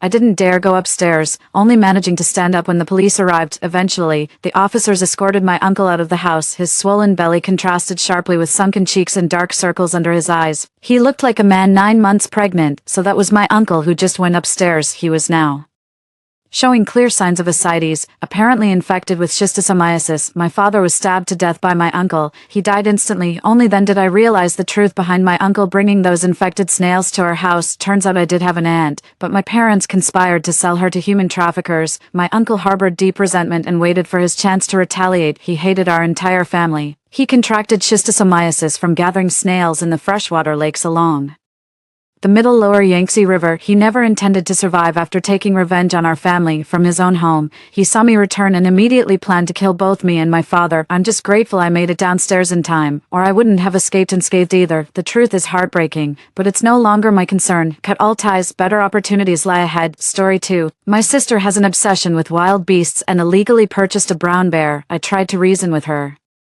This bear has tasted human flesh. Once they start, they can't stop. We have to put it down. My sister accused me of being heartless. If humans can be forgiven for their mistakes, why can't a brown bear? This is discrimination. Later, when the bear went berserk, she shut the door and refused to let me in. The bear brutally shattered my limbs, gutted me, and devoured me alive. When I opened my eyes again, I'd returned to the day my sister first brought that brown bear home. My intact limbs told me I'd been reborn. When I looked up, I saw my little sister showing off the brown bear she'd just bought to our parents. When they heard this bear had eaten humans before, our parents called it outrageous. "Arwen, have you been scammed? You actually bought a man-eating beast. What if it attacks humans again in the future?" My younger sister immediately retorted, "Bears are friends to humans. You shouldn't judge them with such prejudice. So what if it's attacked people before?" Violence isn't the answer. That'll only make bears lose more faith in humanity. 1. Protecting wildlife is everyone's responsibility. Even murderers get parole eventually. Why can't you forgive a voiceless animal friend? Sometimes animals are kinder than humans, don't you think, sis? A sudden chill ran through me as waves of bitter hatred surged in my heart. She asked me the same question in our past life out of concern for her and the family's safety. I carefully explained the risks involved in this matter. I told her that once a brown bear develops a taste For human flesh, it becomes addicted and must be put down. Brown bears also hold intense grudges. There was a case where a released bear didn't flee like tigers or lions would. Its first instinct was to attack the driver's cabin and then flip the vehicle. It's absolutely bent on revenge. And what's worse, it only feeds on live prey. My sister turned pale with shock, utterly bewildered at how her animal-loving sibling could suddenly betray the cause. When our parents realized the gravity of the situation, they flat out refused to let that brown bear through the door, but between the tantrums, theatrics, and emotional blackmail, my sister eventually got her way. The bear stayed. The brown bear was confined to a windowless cell with just one door. Every time she fed it, she'd pour out her grievances. If it weren't for my sister's deliberate scare tactics, you wouldn't be locked in the cell. You can't breathe fresh air. I can't take you out to play, and now you're starving like this. What a shame. Back then, I fully embraced my authority as the eldest sister, repeatedly emphasizing that the bear must remain securely confined, no release under any circumstances, and certainly no full meals. How about, I'll give you one chance, Door, this time I won't lock you tight. While we're away, you can sneak out for some fresh air and find something to eat, but promise me you'll come back obediently afterwards. When we returned, the secret chamber door was indeed open. The brown bear had vanished. We went searching, only for the brown bear to ambush us from behind. Just as the brown bear was about to catch my sister, she grabbed my clothes and yanked me backward. She said urgently, "This is my sister. She's tried to starve you multiple times. If you want revenge, take it out on her." As I lay pinned by the brown bear, begging through tears for someone to call the police, my younger sister said with lingering fear, "Sis, brother bear can't afford another scandal. It'll be the death of him. Just tough it out this once and help him, please." Mom wept silently behind the door. "Who told you to run your mouth? Don't you know how smart grizzlies are? Why'd you have to provoke it? Now it's gotten its revenge and you're making me worry. What an unfilial child," Dad said. "Just bad luck. Out of 4 people, why were you the only one who didn't make it inside? We couldn't exactly leave the door wide open waiting for you and let the bear waltz in. This is all your fault for not feeding it properly. If it were well fed, would it have attacked you? You started into this. I never got that emergency call from them. The grizzly mauled me to death. The agony still feels fresh in my memory, but their indifference hurt worse than the pain itself. Mom, Dad, little sister, this lifetime, you'll finally know what it feels like to be mauled by a grizzly." Lost in thought, my sister nudged me. "Hey, I'm talking to you." I snapped back to reality with a cold laugh. How should I know? Aren't Mom and Dad the ones calling the shots in this family? Besides, they adore you. If you talk to them properly, they'll agree. After hearing me out, my parents immediately scolded me for being unreasonable. My sister also blamed me for not standing united with her, but through her tantrums and theatrics, she still got her way. The brown bear was locked in that same secret room from its past life. Little did I know. My mom found me shortly after I was confined. "Sage, you know how your sister she's practically obsessed with animals to the point of madness. I don't feel comfortable leaving the brown bear in her care. Maybe you should take over feeding it from now on." My parents only had 2 daughters, me and my younger sister. Right around when my sister was born, my parents happened to make a fortune in their business. They believed all the family's wealth came because of her, so they spoiled her rotten. Always putting your sister first. My mom used the same guilt trip in my past life. We're family. If anything happens to your sister, we're all affected. Helping her is helping yourself. You wouldn't want anything bad to happen to the family, would you? Besides, Mom and Dad entrusted this to you because they believe in you. Don't let us down. I agreed in my past life, but now,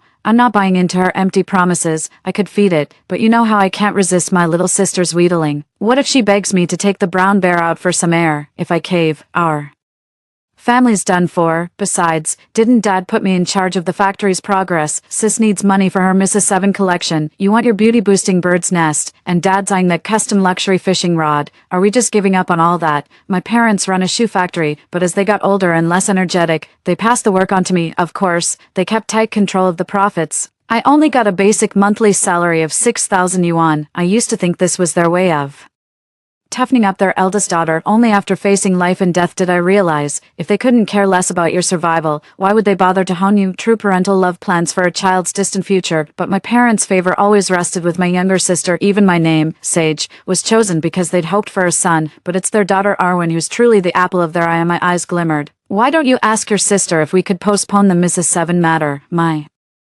mother was already hesitating after hearing my words.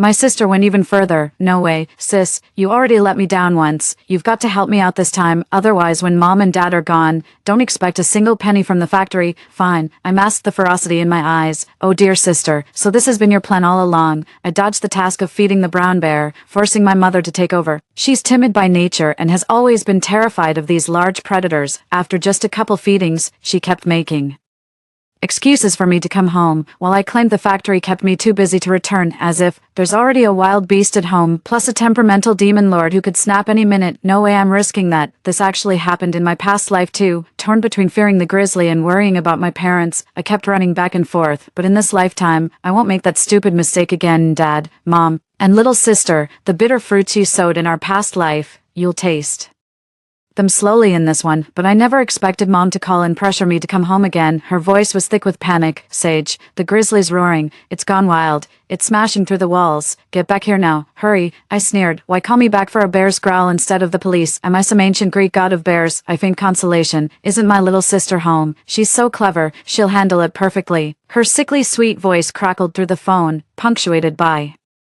violent banging sounds. Don't be scared, sweetheart. I promise I'll take good care of you and keep you safe. Just stay quiet now, nice and quiet. Get used to your new home first. When you're rested, big sister will take you out for some fresh air. Okay, and this is my mom. Your mom too, Mom. Come quick, say hi to Bear. He's really smart and won't hurt you. 3. Arwen. My mother let out a shrill shriek over the phone. I could almost hear the sickening sound of flesh tearing. Then the call abruptly ended. I called back half an hour later, no particular reason. I just needed to confirm if that thing had actually happened. The moment the call connected, I heard my mother's tearful and reproachful voice. So you finally decided to call. Do you even know your mother almost died just now? Turns out she'd just gotten mauled by a brown bear while trying to greet it. The skin on my entire right hand is gone. I'm hospitalized now. I told you I couldn't handle this job. If only you were here. Instead, right, if I went back, I'd probably be the one getting mauled instead. That's exactly how it went down in our past life. I was feeding the brown bear for my sister, but she kept distracting me with pointless chatter. Brown bears are actually gentle creatures. They won't attack humans unless provoked. First, I asked my sister, have you lost your damn mind? Then the bear swiped at me when I least expected it. The dull, tearing pain of flesh being ripped off still haunts me to this day. What chilled me to the bone were my sister's and mother's words. She said, see, brown bears are intelligent. They can tell kindness from hostility. If you insult it, of course it'll claw you. My mother added, listen to your sister. She's been sharp since childhood. She's definitely right about this. And think about it. Why would that brown bear only scratch you? You must have treated it poorly. Be more patient with it next time. Now it's my mom who's getting scratched instead. She kept nagging over the phone. Sage, do brown bears really eat people? I looked it up online. They say once a bear tastes human flesh, it gets hooked. Now that it's in our house, do you think someday it might? Absolutely. I warned everyone in my past life, but nobody believed me. Not only did they refuse to believe me, but they just stood there watching as the brown bear mauled me. I let out a mocking laugh, cutting off my mother mid-sentence. That's ancient history. Mom, why are you still hung up on it? If you hadn't provoked it, why would it have scratched you? Bears are smart creatures. Maybe you weren't patient enough with it. Think about it. Mom, why did it attack you and nobody else? My mom was left speechless by the retort. A chilling anger kept rising in my chest. Turns out no one can truly understand another's pain. In my past life, when the bear mauled me, they just stood by watching with cold sneers. This time, it's my turn to sit comfortably on high and watch them squirm in mortal terror. Dad ended up calling me back home anyway. It all started when Mom and my sister got into an argument about the brown bear situation. Mom declared, either that thing goes, or I do. My little sister sobbed pitifully, if brother bear dies, I won't live either. You'll just have to watch your child die before you do. With that, she tried to jump off the building. Dad panicked, torn between his wife and beloved daughter, completely at a loss for words. In the end, his gaze still landed on me. Boss, say something. I chuckled. The hot potato got tossed back to me again. In our past life, since I was the one who got scratched, they didn't take it seriously at all. Now they finally realize how serious this is. But I'm not the same person I used to be. I'll talk to my sister first. The moment my sister saw me, she couldn't hold back her tears of grievance. Sis, how could Mom be so heartless? It was just a scratch. Why did she have to kill Xiongda? Brother bear is a living creature too. Mom, you've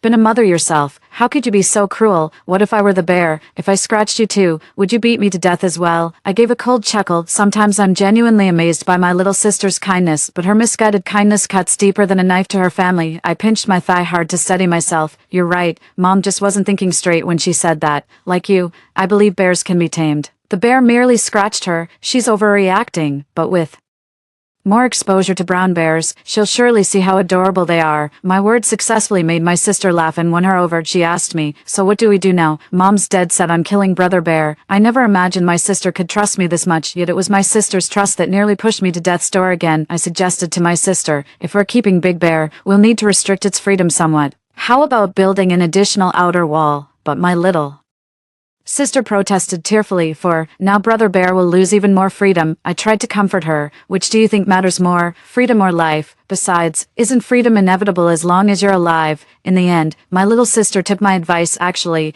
I tried this method in my past life too. Back then, after getting scratched, I single-handedly fought my parents and sister to demand the brown bear's execution, but they wouldn't listen. I had to improvise by specially casting a new concrete door, iron gate plus stone gate. There's no way the brown bear could escape unless someone deliberately opened it. Yet my crazy sister still went and opened that damn gate. Now, as the mediator, I'm bringing up this suggestion again. I must bring this up. I fear too many changes might shatter the hopes I've cherished since rebirth. Worse still, my parents living in constant fear, uprooted like me. I need to reassure them. Their parents' eyes lit up when they heard this. That's brilliant. Double the protection. But when it came time to actually do the work, son, your mom's hand is still injured. Your sister doesn't have much strength, and I'm tied up with my own tasks. How about you take charge of rebuilding that door? Long story short, my dad wants nothing to do with anything related to brown bears. He's afraid of the danger, and even more afraid of upsetting his lucky little daughter. I nodded with a smile. As it happens, I've got other things to attend to. In my past life, I built this stone gate myself to keep my sister's secret pet bear hidden from outsiders. This lifetime, I'm doing the same. Mixing concrete and laying bricks, I worked swiftly to build the gate. As the walls rose higher, the chamber grew progressively darker. I saw the grizzly bear's gaze turn even more ferocious when it looked at me. That was the unmistakable aura of slaughter. Just like in my past life, a single glance was enough to make me tremble uncontrollably. The agony of being torn apart in my past life still courses through me. I can even hear the sickening crunch of my limbs being shattered, and I was fully conscious the entire time. I wish that thing would drop dead right now, but it must live, stay alive, and end those 3 lives. I clenched my teeth and hastily built the door. Tears mingled with sweat as they seeped into the concrete. My terror only fueled the grizzly's frenzied roars and door pounding. I heard with my own ears the sound of my parents and sister driving away. They abandoned me once again. I also saw with my own eyes that the door latch on the iron gate had come loose. Perfect, just like in my past life. After finishing the door, I practically stumbled out of there in a panic. Back in the living room, I took in the opulent decor, but my eyes locked onto that antique mahogany door on the first floor. In my previous life, I died right outside that very door. Without hesitation, I immediately opened my shoulder bag where I kept my tools. This door was incredibly sturdy. It could even stop a grizzly bear in its tracks, but this time, I didn't want the door to be that formidable. I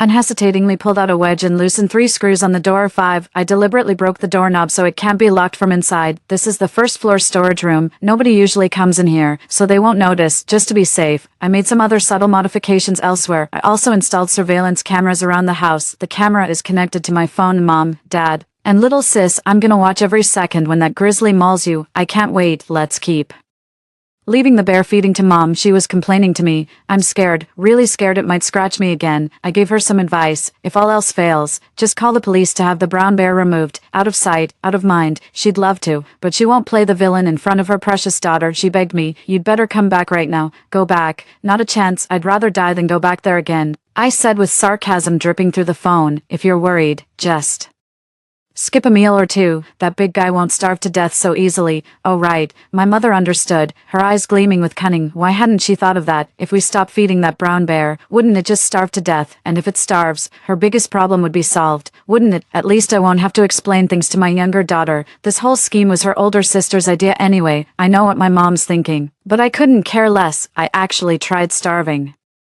that brown bear in my past life too. It did get skinnier, but it didn't die. The brown bear just seemed listless, or as my sister put it, it was depressed. Then she let the bear out for some fresh air. You can imagine the havoc a vicious, starving brown bear could wreak. Strangely enough, this time around I found myself eagerly anticipating the bear's rampage. My mother strictly adheres to everything I say. The brown bear in the surveillance footage is visibly weakening, its gaze growing increasingly Savage, I have no doubt how frenzied it would become if a living creature appeared before it now. It would likely pounce even on inanimate objects. It's not an established fact that brown bears only consume live prey when starving. It'll even devour carrion without hesitation. That's why playing dead to escape a grizzly is just dark humor at best, even if we assume it strictly hunts live prey. But did you know how frighteningly intelligent they are? You play dead, it licks you. Do you have any idea how painful a single lick is? Just one lick would erase your face and make your eyeballs explode. It takes tremendous willpower to endure that. Even if you can endure the pain, it'll still lurk in the shadows, watching and waiting for you to stand up. A brown bear is never some dim-witted creature you can reason with, especially one that's tasted blood. Seeing the madness in its eyes made me even more afraid to go home. I threw myself into work, using busyness to mask my inner anxiety, and that secret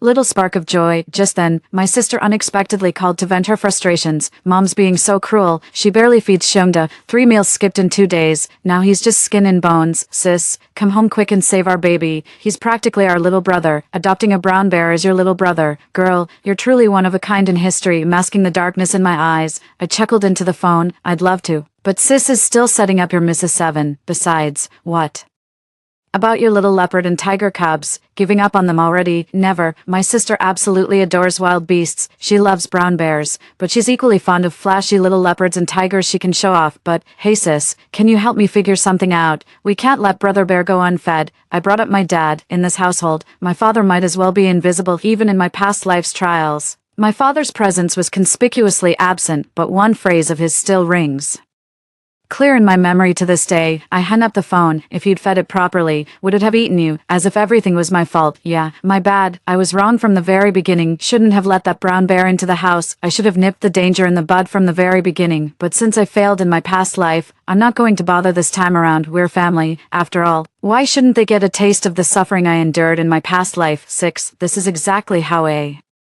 loving family should function. I told my sister, you can't just rely on one person all the time. Mom's still traumatized after being bitten by that bear, so her fear is understandable, but Dad's different. He's a man with nerves of steel, plus he's got nothing better to do. Perfect candidate for the job. Doesn't Dad love feeding fish? Feeding bears is basically the same thing. My sister agreed. Dad got roped into helping and immediately looked miserable. Then he blamed me. What kind of stupid idea was that? I laughed over the phone. I've read the research. Just keep a brown bear well fed and it won't bother with humans. My dad retorted, that's bullshit. A full bear would just be stronger. Brown bears are quite intelligent. If you feed them well, they'll surely feel grateful deep down. Even if it escapes later, it definitely won't eat you. Ally, anyone with half a brain wouldn't believe such nonsense. Yet my father actually took it to heart with some credulity. He had no idea this brown bear was nothing but a merciless tyrant at this stage. Even if you fed it, it wouldn't show an ounce of gratitude. On the contrary, that petty mind would only see you as its jailer and tormentor, waiting to exact vicious revenge given the chance. Dad, you'd better keep him well fed in this lifetime. There's a second reason why I want my dad to be the one feeding it. What if that starving grizzly bear gets picky when it attacks and decides to feast on just one person? I want it to torment my family, especially my dear sister, just like it toyed with me in my past life. I'm not worried the bear might lose its depression after getting full either, because Dad's a real genius. He actually took my words to heart more than once. He muttered to the brown bear, Big Bear, I won't feed you till you're full, but I won't starve you either. Just enough to keep you from resenting me, but not enough to give you too much strength. Brother Bear, you better remember all the trouble I went through for you. What kind of decent parents could possibly raise a weirdo like my sister? Of course, I'm no prize either. The half-fed brown bear gradually regained some strength and vitality. I was worried my sister wouldn't take the brown bear out for some fresh air, but soon realized I'd overthought it. Even if the bear wasn't depressed, she'd still let it out to stretch its legs. She overestimates her ability to tame wild animals, and greatly overrates the bear's affection for humans, and I actually stupidly wondered if the brown bear attacked me because I didn't feed it enough. How foolish of me. It was a beautiful sunny afternoon. On camera, my little sister was leaning against the doorframe murmuring affectionately, Brother Bear, you've suffered too much staying with me, never getting enough to eat, never being free. I'm the only one at home who truly cares for you. Big sister talks sweet but never lifts a finger to help. Mom and Dad fear and despise you, always keeping you hungry. I'm powerless to change anything. You deserve so much better. Listen, we're going out today and won't be back till tomorrow. I'll leave the stone gate's lock undone. Just push from inside and it'll open. Okay, that girl's got nerves of steel. I was trembling with excitement and didn't sleep a wink all night, but then something unexpected happened. Sis, do you think we should install a security camera at home? My heart skipped a beat. Had my sister discovered the camera I'd secretly installed? Then I relaxed again. If she'd really noticed, she wouldn't have said it like that. Playing dumb, I asked her, what's with installing cameras, but she just gave a hollow laugh, saying it was all a joke, then made a point of telling me, hey sis, I'm going out with mom and dad and won't be back until tomorrow afternoon. If you're free these couple days, remember to swing by and feed bear for me. Okay, 7. You let the brown bear out, didn't even tell me, but now you want me to feed it. What are we feeding it? Me as the meal, delivering takeout to a bear. Oh dear sister. You're so particular, even know to serve the brown bear fresh ingredients. I used to think she only awakened the darkest evil in human nature when facing life or death situations. She pushed me toward the grizzly's jaws just to save her own skin, but now I see even when she's safe, she still wants me dead. I'd really like to know, dear sister, why you want me gone. My resolve hardened as I nodded. Got it, don't worry, I'll handle it. Leave everything to me, I'll take care of all family matters. After you're gone, the brown bear seemed accustomed to captivity. It didn't even budge when my sister first unlocked its enclosure. It wasn't until mealtime that it realized no one was feeding it, so it started banging on the door, and then Pandora's box was opened. For the first time, I saw such human-like expressions on a brown bear's face, shock, mingled with delight. But as it rummaged through the house without finding the food it expected, its behavior grew increasingly violent. It prowled through every room of the cottage, both the first and second floors, searching for any trace of human presence. Nothing, absolutely nothing, the brown bear roared. It tried to climb over the villa gate, but surprisingly turned back at the last moment. It spent nearly the entire night restlessly moving about the house. The next day, just when I thought it had run out of tricks, it pulled off a move that completely caught me off guard. It returned to the secret room again, climbed onto the rooftop, with that movement, memories from my past life came rushing back, sending an instant chill down my spine. Yes, that's exactly how it happened in my previous life. When we got home and found the brown bear missing, we grabbed weapons and searched every room. We found nothing, until my little sister reminded us to check the secret room where it used to stay. The door was ajar. We peeked inside, nothing there. My sister shoved me inside. I got mad and snapped at her, yet gazing at the empty chamber, only the joy of survival remained. But soon, roar, a guttural howl. I'm at a loss for words to describe that feeling. Can you imagine opening the door, not finding the bear, only to suddenly spot it silently watching you from the rooftop? That's exactly what the brown bear did. For the first time, I truly grasped the intelligence of brown bears. I gulped hard, barely suppressing the terror in my heart. In my past life, I ran for dear life. Just as I broke free, my sister yanked me back, delivering me straight to the bear's jaws. She told me to endure it, to help the bear. All right, this time I'll help you properly. The phone rang. It was my sister calling to check in. I gave some brief responses before hanging up, then immediately kept my eyes glued to the surveillance feed. It was the first time I noticed how cautious my little sister could be. When we entered, our parents went first while she stayed behind, spotting the claw marks on the door and warning everyone to grab weapons. Our terrified parents wanted to call the police. My sister straight up snatched the phone away. I trust Brother Bear, he wouldn't hurt us. Besides, he's probably not even home by now and has long since run away. Behind our villa complex lies a mountain inhabited by wildlife. That's wonderful. It was precisely this natural setting that made my little sister insist our parents buy the place. Cost 60 million, paid in full. I still remember that money was only earned after pulling all-nighters at the factory and landing a huge deal. 8. I insisted on putting the house under our parents' name. Otherwise it would have been solely under my sister's. I'm not that stupid. Looking back now, did my sister want me dead to inherit our parents' fortune alone? Heh, the show's about to begin. We've searched everywhere at home, but it's just not there. That was my mom muttering to herself. My dad was so scared he broke into a cold sweat, but now he's starting to relax. Then there's nothing here. Let's get some rest. It's been a long day. But my sister objected. We haven't checked one last place. The secret room, a locked room, impossible. Didn't you say brown bears are quite clever? Given the chance, why wouldn't it escape? At this point, the younger sister hadn't admitted to deliberately releasing the bear, only claiming the door wasn't sturdy enough. Her door's crap, just like everything else she does. The only reason you value her is that lucky break landing that big contract. Mom and Dad didn't want to go at first, but my sister insisted so strongly that they ended up going with her. When they reached the escape room entrance, Dad, you go in, you go. That's when father and daughter showed their deep bond, politely deferring to each other. Neither of them wanted to go, until I saw their eyes meet briefly in the air before they simultaneously made their move. Mom, you go. With a tremendous shove, Mom was pushed into that secret chamber. Mom let out a random scream, but quickly, Mom laughed with that post-disaster relief I once knew in a past life. Yet soon, how did Up there, in the end, Mom never got to finish her last sentence. The brown bear suddenly leaped down from above, skull fractured. At that moment, I actually thought my mom was quite fortunate. At least she passed away peacefully without experiencing that soul-crushing terror. I wasn't the dutiful one, it was her devoted daughter who took her there, along with her darling husband. How fortunate. That scene completely stunned both my father and younger sister. The two of them bolted from the secret chamber, their faces ghostly pale. I distinctly heard their screams, shouts, and the sound of them blaming each other. Didn't you say brown bears were smart and humane, that they wouldn't hurt us? Then why did kill your mom? She obviously didn't take care of it enough. Yes.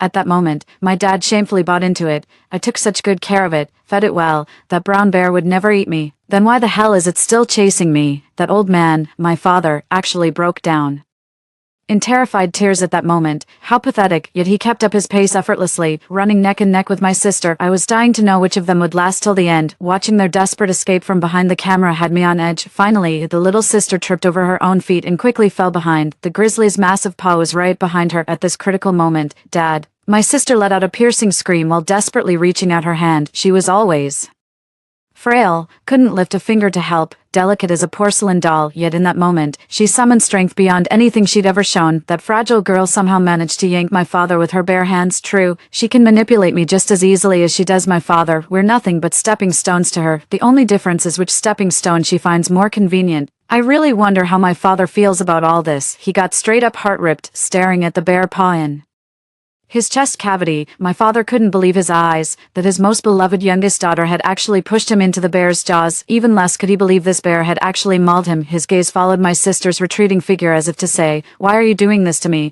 I thought bears could understand human emotions. My sister seized that momentary pause to escape into the storage room on the first floor. Finally regaining some composure, my father screamed hysterically, "Help! Help! Call the police, quick." My sister was trembling behind a door. Dad, hang in there. You fed it. It won't eat you. I can't call the police. It's already eaten one person. If it eats again, they'll shoot it." My father's desperate scream, "Nine, after all I've done for you, this is how you repay me. Did I ask you to raise me?" My sister sobbed behind her hands. She always has to have the last word. "You brought me into this world without my consent, then gave me an older sister to share everything with. Don't you know how much I hate sharing? So our very existence was blocking her path to glory. What I don't get is, shouldn't I be the one who can't stand her existence?" My dad wanted to call the police himself, but my sister had already snatched his phone. The grizzly began mercilessly gutting his belly. I could clearly feel my father had stopped breathing. I wanted to laugh, crying silently at the surveillance camera. "Dad, see, whether it's hungry or not, it'll still eat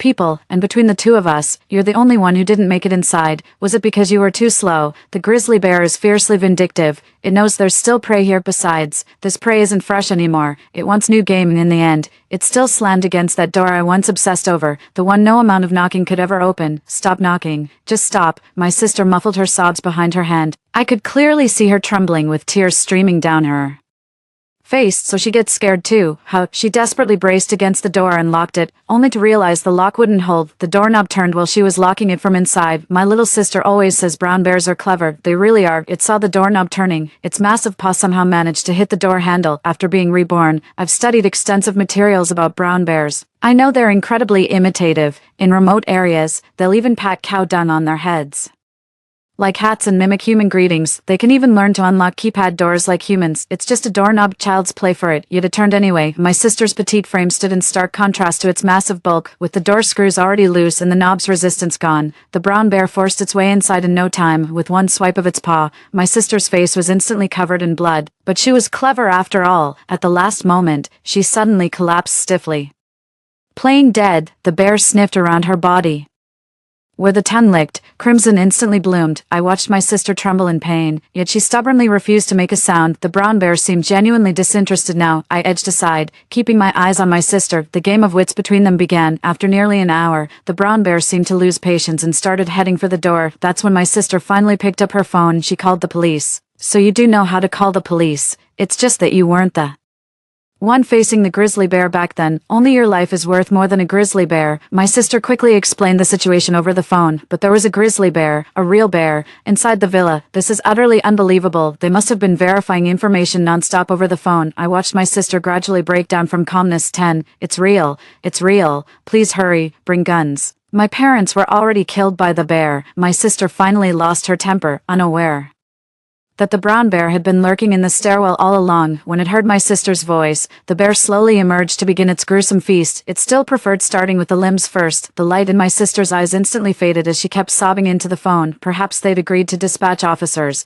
because she finally managed to smile, but her thigh was already gone, whether from shock or confusion. She inexplicably reached for her phone again. I saw my phone ringing. It was my sister calling. "Sis," on the surveillance feed. I watched her struggling to contain her emotions as she said, "Sis, Mom and Dad and I all miss you. We're having a family dinner tonight. Come join us. You're still trying to set me up even now." I gave a wry smile and declined. "But sis, all this should have been yours. It was meant to be yours." With her final breath, she let out a furious roar, eyes blazing with an astonishing light. It was then I realized she too had remembered at that very moment, but I hung up the phone in haste, watching as the grizzly began devouring her abdomen. At last, I too dialed emergency services. "I know. Help. Please save my sister. She's being eaten alive by a brown bear." The police responded immediately, but by the time they arrived, the bear had already devoured my sister's head. I'll never understand why that bear fixated on my sister. Maybe because she was the kindest soul. The kindest ones always taste the best. She must be thrilled to be with her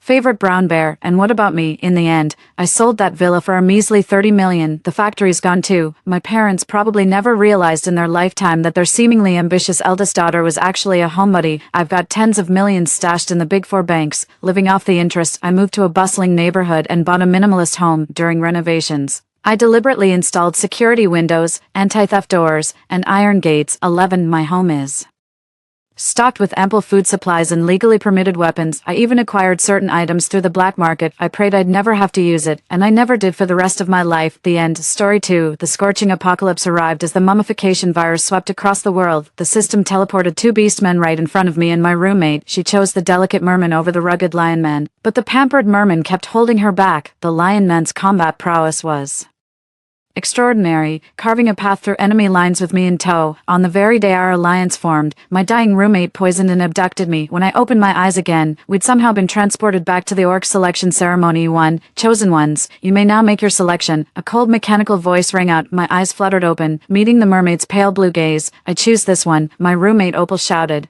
darting toward another beast folk and slapping his stamp on it with dramatic flair. The binding successful chime rang out. She exhaled in relief and shot me a challenging look. "Bet you didn't see this coming, Sage. The Leo man is mine in this lifetime." "This lifetime, huh? Looks like she's been reborn just like me." "So," I said calmly, and she clapped her hands in amusement. "You know better than I do how powerful Leo is. Without him in our past life, you'd never have gained everyone's admiration or formed that alliance." Opal spread her arms wide, her eyes gleaming with manic intensity. "In my past life, I chose the wrong orc. That's how you lucked out and got the upper hand, but the heavens gave me a second chance, and now the lion man is bound to me, so I, Opal, am destined to be the protagonist of this apocalypse, your savior, all of you." No wonder in my past life when I kindly treated her illness, she tricked me into drinking poison porridge on the Alliance's founding day, taking us both down together. Turns out this person had been a lunatic all along. "Then I wish you success, oh savior." After giving a half-hearted reply, I went to form the bond with the mermaid. She stepped in front of me before I could move. "Sage, we were roommates once. If you kneel and kowtow 3 times, then willingly become my orc's plaything, its beast of burden and entertainment, I might just consider letting you." Opal's words died abruptly. My blade was already pressed against her delicate throat. "Opal, you think you're something special, huh? Want me to kowtow 3 times and light incense for you too? Sage, you're insane." Her voice trembled. "I'm the chosen protagonist here. Lay one finger on me and see what happens." "The chosen protagonist," I sneered. "Let's see if your plot armor can save you one more time." My grip tightened on the blade. A crimson line bloomed across her porcelain neck. Sob, "I was wrong, Sage. Please don't do anything rash." I spoke without thinking. "Just put the knife down. I'm begging you. I don't want to die." My face darkened. I'll admit it, for that split second, I genuinely wanted to kill her. After all, she was the one who ended me in my past life. But my gaze traveled past Opal to the lion man behind her, his eyes half-lidded. His combat prowess was truly remarkable, but perfection eludes even beasts, just as it does men. Behind the brilliance lies an abyss. The lion man's other face is a mountain of corpses built from flesh and blood, dangerous enough to kill me 1,000 times over. A clean slit throat would be too merciful for Opal. Didn't she want to be the protagonist of the apocalypse? Then let's see if fate will grant her that role right now. Opal was begging for mercy through snot and tears. I sheathed my knife and grabbed her by the collar. "Get out, and don't you dare bother me again." "Out? You're kicking me out. I paid the damn rent. What gives you the right?" I twirled the knife deftly in one hand. She shuddered involuntarily. "Fine, I'm leaving right now." I chased Opal and The lion man to the doorway, she took 2 steps back. Her face instantly darkening. Sage, you're the one burning bridges tonight. That mermaid's nothing but dead weight. Binding with it will ruin you forever. Next time we meet, I'll grind you under my heel. I shut the door, ignoring her yapping. To my surprise, I turned straight into the mermaid's path. It gazed at me with calm eyes. Master, I've been waiting for you. It raised its hand before me. So now, bind yourself to me. Let me be your orc. From this day forth we share one life. 1 death, 1 destiny. 2 so hot. I kept squirming when a sudden chill crept across my waist. Reaching out, my fingers met something soft and slippery. I grabbed it and instinctively pressed it against my chest. Master, that's not allowed. A male voice chimed in. My eyes flew open. Soren was crouched beside me, watching me with an amused smile. You're awake. I released my grip on his tail and cleared my throat awkwardly. Awake now. The moment I spoke, it suddenly propped up its upper body and brought its face close to mine. Hot breath puffed against my ear. Now that you're awake, go find us some food. I'm certain my master will annihilate those revolting mummies today and return triumphant. The way they made such cruel words sound so suggestive actually made my breath catch. It seems the ancient legends didn't lie after all. Merfolk, all of them are beautiful monsters skilled in beguiling human hearts. I leaned out to peer through the window. The streets were piling up with more desiccated corpses. It's been 8 days, still won't come out with me. Yeah, I've been operating solo for a week now, though Opal kept calling merfolk deadweights. I just thought they were weaker in combat, never imagined they couldn't even move alongside humans like other beast folk. The first couple days were manageable. 90% of people chose to stay home waiting for rescue. Getting supplies is still relatively easy for me. The zombies move slowly and aren't too numerous, easy to take down when encountered, but after a week, most areas have already fallen, their numbers have multiplied, and they've become noticeably faster. With no rescue in sight, panic spread through the crowd, and looting began to break out. Some resorted to extreme violence, even killing over a few cans of soda. Orcs carry dimensional storage. Having him around would take a huge load off my shoulders. Besides, once bonded, we share the same system interface, including hunger and thirst meters. You'll die if it reaches 0. The messed up part is we have to stay together just to replenish these through eating and drinking. If he can't leave, I'll have to clock in daily just to eat here for my health. It's such a hassle and a total time waster. Soren was sitting on the edge of the bed at that moment. Upon hearing my question, it let its tail droop to the floor. Master, I'll give it a try. It stood up. The next second, it let out a muffled groan and collapsed straight down. Startled, I rushed to catch it. Only then did I notice countless red marks covering the other side of its tail. Are you hurt? I asked. Soren frantically hid his tail behind his back. Master, I'm fine. Don't worry. Speak. It opened its mouth, hesitated for a few seconds, then whispered. Soren wanted to help ease your burdens like other beast folk do, so I quietly opened the balcony door while you were asleep. But merfolk naturally fear heat. The moment my tail touched the outdoor ground, it got scalded. I remember your conversation that night. Though I don't understand this past lives concept, I can guess that lion man was originally your beastfolk companion, wasn't he? At this point, he let out a sigh and lowered his head. That lion guy looks so protective, unlike me who just ends up being a burden. Right now, Soren looks like a pitiful little puppy with hurt feelings. After muttering a few more words to itself, it suddenly raised its head, tear-filled eyes with reddened corners. Master, have you ever regretted binding with me? Outside, the temperature soared to 60 to 70 degrees Celsius. 3 downstairs, desiccated corpses wailed endlessly. I'm a driven woman who's been reborn to continue building my empire. This should be an adrenaline-pumping power fantasy, yet the mermaid before me clearly doesn't belong in this scene. Could the system have actually glitched, appearing in titles like Mermaid Reborn, Love Me Again, The Mermaid's Deadly Romance, Siren Seduction? Did you really bring that cliché plot device here? This is the apocalypse, a scorching hot apocalypse. We're fighting for survival here, and you're asking if I have regrets. I do regret it. Once an orc is bound, the connection cannot be severed. Now we're bound together by a single life force to prevent its emotions from endangering my life. I have no choice but to humor it. I smoothed Soren's hair and shook my head. Of course I don't regret it. You're wonderful. Though the other beast folk can follow orders, he asked with sparkling eyes. I maintained a calm exterior while desperately scrambling for compliments in my mind. Out of the corner of my eye, I caught sight of the tail beside me. I clapped my hands. But your tail is so cool. It helps me stay cool and sleep soundly every night. That's absolutely amazing in this scorching weather. Soren, you're the best. With that, I immediately stood up to put on my heat-resistant gear. Stop overthinking and focus on recovering. I've got everything handled. Outside, you won't go hungry. Turns out not everyone can provide emotional support. This thing is even more exhausting than killing zombies. Master, are you absolutely certain? It pressed. I nodded. Yes, absolutely. Truer than pure gold. All right, I've got to go now. I'll bring back treats. The sudden flash of my personal interface cut off my unfinished words. Congratulations, host. You've completed the mermaid exclusive quest, being chosen with conviction. First quest reward, 50 attribute points freely distributable among combat, companionship, and storage. Mermaid exclusive interface unlocked. Subsequent quests can be accessed through panel prompts. Before I could process what happened, 3 new attribute lines appeared in the previously empty bottom left panel. Full capacity is 100, currently all at 0. Xiaohu bot prevents document forgery. For bookfinding bots, choose Xiaohu. Reliable heavy checkmark and scam-free. Exclusive dashboard, so mermaids are actually Raisin. Train characters, jackpot. Soren, look, you can come out with me now. I pointed at the companion's status bar and turned to him excitedly. Soren was staring straight at me. Seems my master really wants us to be inseparable. What nonsense is he talking about? Going out together makes it easier for me to load stuff into the space. Of course I want to. I forced a smile and didn't respond to him. Shifted my gaze to those 50 skill points. He stored them in his dimensional inventory. As for combat prowess, after a moment's hesitation, I decided to go all in and max out the follow skill.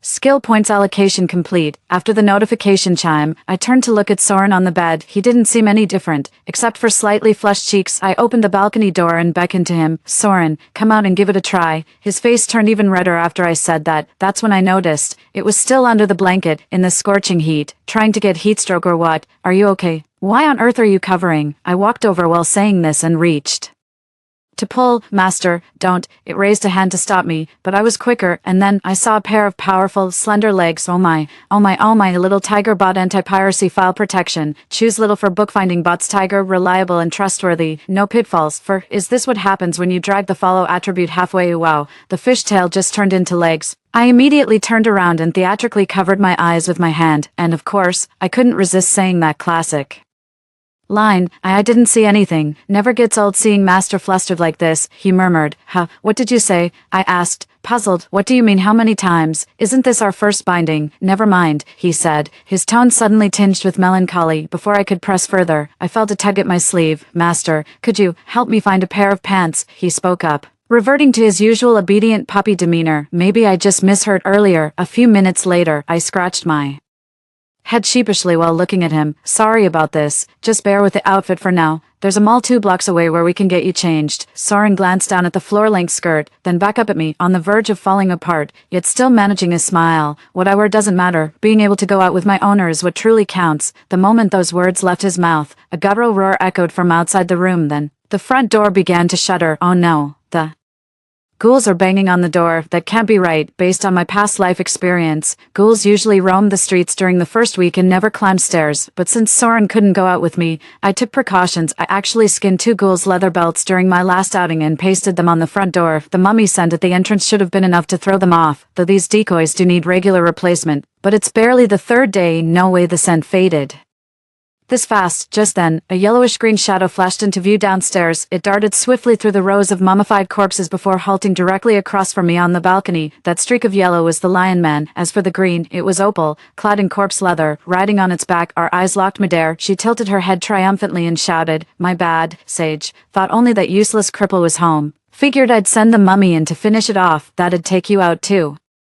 Didn't expect you'd be here. Perfect. You two can die together. Ha ha, ha ha." She threw her head back in maniacal laughter. My hands clenched involuntarily into fists at my sides. At that moment, the gate crashed to the ground with a thunderous boom. Countless mummified corpses came pouring in frantically. For secure document protection against piracy, choose Xiaohubot, reliable, stable, and hassle-free. Soren, go. 5. I grabbed its arm, ready to leap off the balcony. Not only did he not move, he grabbed my wrist and pulled me into his arms. Seriously, dude, you're pulling romantic moves in a life or death situation. Are you out of your mind? Hurry up and look. He shot me a knowing glance and cut me off mid-sentence. I didn't turn around immediately, because I'd also noticed the invading mummies weren't attacking us. They seemed drawn by something more important, stampeding toward the balcony before leaping down. What's going on? I wondered. Also, could you let go? I can barely breathe. Soren reluctantly loosened his grip around me, but before I could relax for even 2 seconds, he slipped his arm around my waist again. I was suddenly lifted into the air as he carried me to the other side. While moving me, he swiftly raised his leg and delivered a powerful kick forward. A desiccated corpse had its head kicked clean off. Had we not switched positions, it would have been me who lost my life. I thanked him. Though something felt off, Soren's combat ability is literally 0, but That fluid combo just now, clearly skilled, thanks, piss off, disgusting creep, Sage, you bitch, what underhanded tricks did you pull, why are these beasts all coming after me, get away, get the hell away, Opal kept cursing downstairs, a horde of desiccated corpses was hot on her heels, they came in waves, their numbers overwhelming like a tidal surge. It suddenly occurred to me that I might have heard a faint door opening sound while getting clothes for Soren, combined with his calm reaction. You're doing? I asked. Soren nodded and admitted frankly, yes, I spotted them the moment they showed up, and accidentally overheard that woman's scheme. There happened to be a fresh corpse in the hallway, so I skinned it and sandwiched the hide between those two other skins. Human blood really is the best bait for mummies, but he couldn't have taken more than 10 seconds opening and closing that door. He not only skinned the corpse in such a short time, but also sandwiched it between those two flayed skins on the door. He gently shook my hand. I only did this for safety reasons. Master doesn't think I'm cruel, does he? Staring at that innocent face before me, I instinctively wanted to take 2 steps back, but the attribute prompt on the panel made me reconsider. How could that be? You did great. After all, Opal tried to harm us first. Soren, thank you for protecting me. You're truly the best orc in the world. I'm so lucky to have you. I took a step forward and gently embraced him. The moment their bodies touched, the notification chime sounded again. Congratulations, host, you've completed the Mermaid exclusive quest, Ultimate Recognition, quest reward, 30 skill points, a beastkin exclusive system. I'd say Sage's bootlicking system would be a more accurate name. With the skill points secured, I slipped out of his embrace. Now that the following issue is resolved, time to get down to business. We can't stay here anymore. Let's head to Zone A. Zone A was where I established the alliance in my past life. It's also where I met my best companion, Arya. Arya was a few months younger than me, always tagging along calling me big sis this and big sis that. She doesn't have orcs, nor is she skilled at killing ghouls, but she's a wizard with electronics 6 bringing endless convenience to our lives. We met during a ghoul extermination operation. The undead are hunting humans. The screams reached us while Lion Man and I were browsing the nearby electronics mall. Lion Man's eyes lit up with excitement when he heard the noise. I knew he was battle-hardened, but that commotion sounded like serious business. In the apocalypse, your own safety comes first. Our main objective today is finding a generator. Don't go looking for trouble. The Lion Man hung his head and fell silent. On our way back, we passed by the battlefield, just in time to witness the girl pushing corpses off herself and staggering to her feet. She survived by playing dead. When our eyes met, she was visibly shaken, so shaken she didn't even notice the two ghouls feasting on corpses nearby. The mummies instantly stopped feeding at the sound. Their stiff necks creaked as they turned, bearing blood-red maws before lunging at her. The girl stood petrified, frozen in terror. 2 mummies, 1 life, might as well lend a hand. I pulled the knife from my ankle and gave the Lion Man a pat. He understood instantly, charging forward with me on his back. After taking down the mummy, I glanced at her still dazed face, shaking his head. He turned to leave. I'll save who I can within my power, but whether she makes it in the end depends entirely on herself. He'd barely taken 2 steps when the girl suddenly came running over. Sis, thank you for saving me. I'm Arya. My life is yours now. Your life means nothing to me. I knew that was just an excuse. What she really wanted was to travel with us. Sis, I may not be good at fighting, but I'm an amazing cook. It's been ages since I last heard that term. She seemed to realize something too, awkwardly rubbing the tip of her nose. And that's not all. I can fix appliances too, anything electrical, as long as there's power. Cooking, electrical appliances. I remembered the generator I searched for today, and the broken fan and fridge at home. Can you fix anything? I asked. She nodded vigorously. Yep, I can fix anything. ACs, TVs, washing machines, lamps, fans, microwaves. I gave her a once-over, just so we're clear. If you're lying, I won't hesitate to kick you out. She thumped her chest confidently. Don't worry, sis, I've got this. And just like that, I took her back with me. Gotta admit, that girl's got some real skills. I handle sourcing parts while she does assembly and repairs. You could say we've started a whole new chapter later when forming the alliance. I'd always emphasize this line when recruiting talent. We've got central air conditioning here. But then she died, 3 days before the alliance was established. There was another faction that rivaled my own in strength. Their leader went by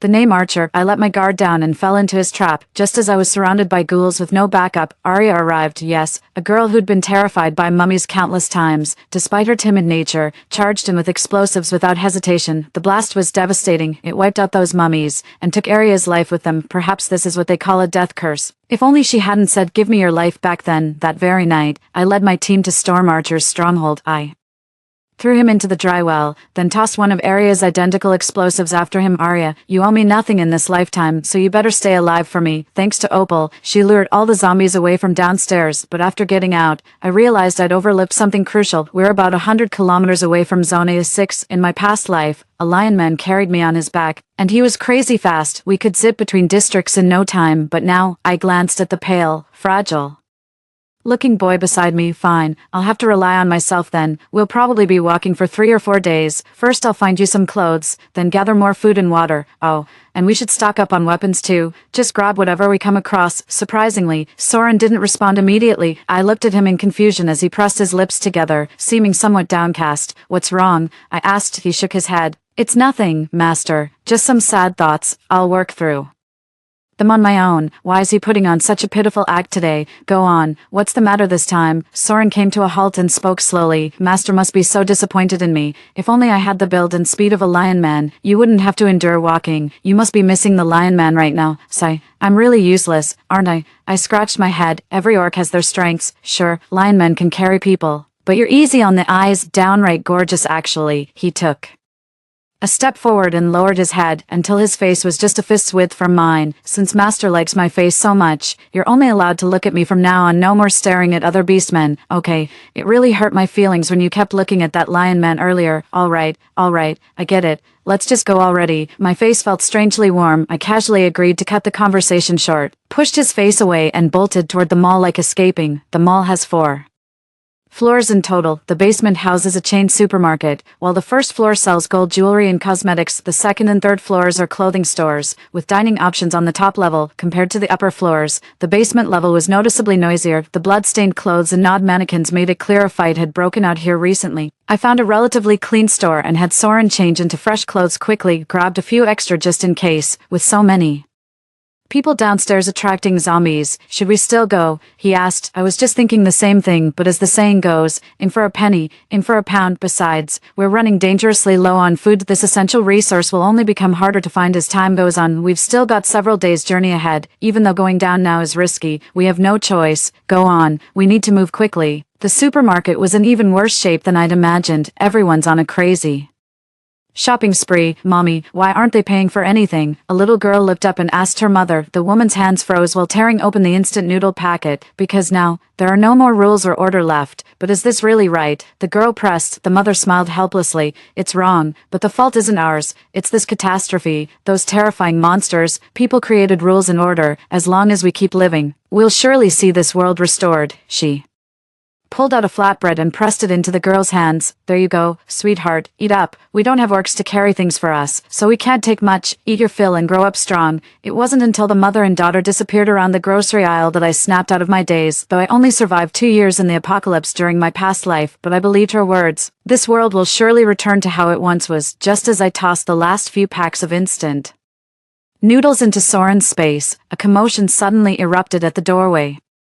No way, zombies already. I looked up and realized they weren't zombies, but a group of black-clad men swaggering in with machetes. This store belongs to us now. Smart people will drop their stuff and get out, unless you want trouble. One of the black-clad men raised his blade and swung at the nearest woman who was searching through belongings. The woman collapsed to the ground, coughing up blood before falling silent. Mommy, mommy. The girl threw herself onto the woman's corpse, weeping until she nearly fainted. Just moments ago, they were full of life right before my eyes. Now, they're worlds apart. That's right. The woman casually cut down by the black-clad figure was that very mother from earlier. Shut the hell up. If you miss her that much, I'll send you to meet your damn mother. The man raised his cleaver again, swinging it toward the girl. I quickly drew my knife and charged at him. The black-clad figure halted mid-motion and turned to face me. Ha, another fool rushing to die. Guess I'll oblige you first. 7, he spat and charged at me. There's a clear disparity in strength between men and women, but fighting isn't just about brute strength. Without exaggeration, I've slain thousands of zombies in my past life. Just some blustering fool, hardly worth my time. True enough. Within 5 seconds I had him pinned beneath my boot, smiling. I raised the machete I'd wrested from his grasp. You seem to enjoy cutting people down. Let me give it a try today. No sooner had he spoken Then I lopped off one of his arms. I nodded.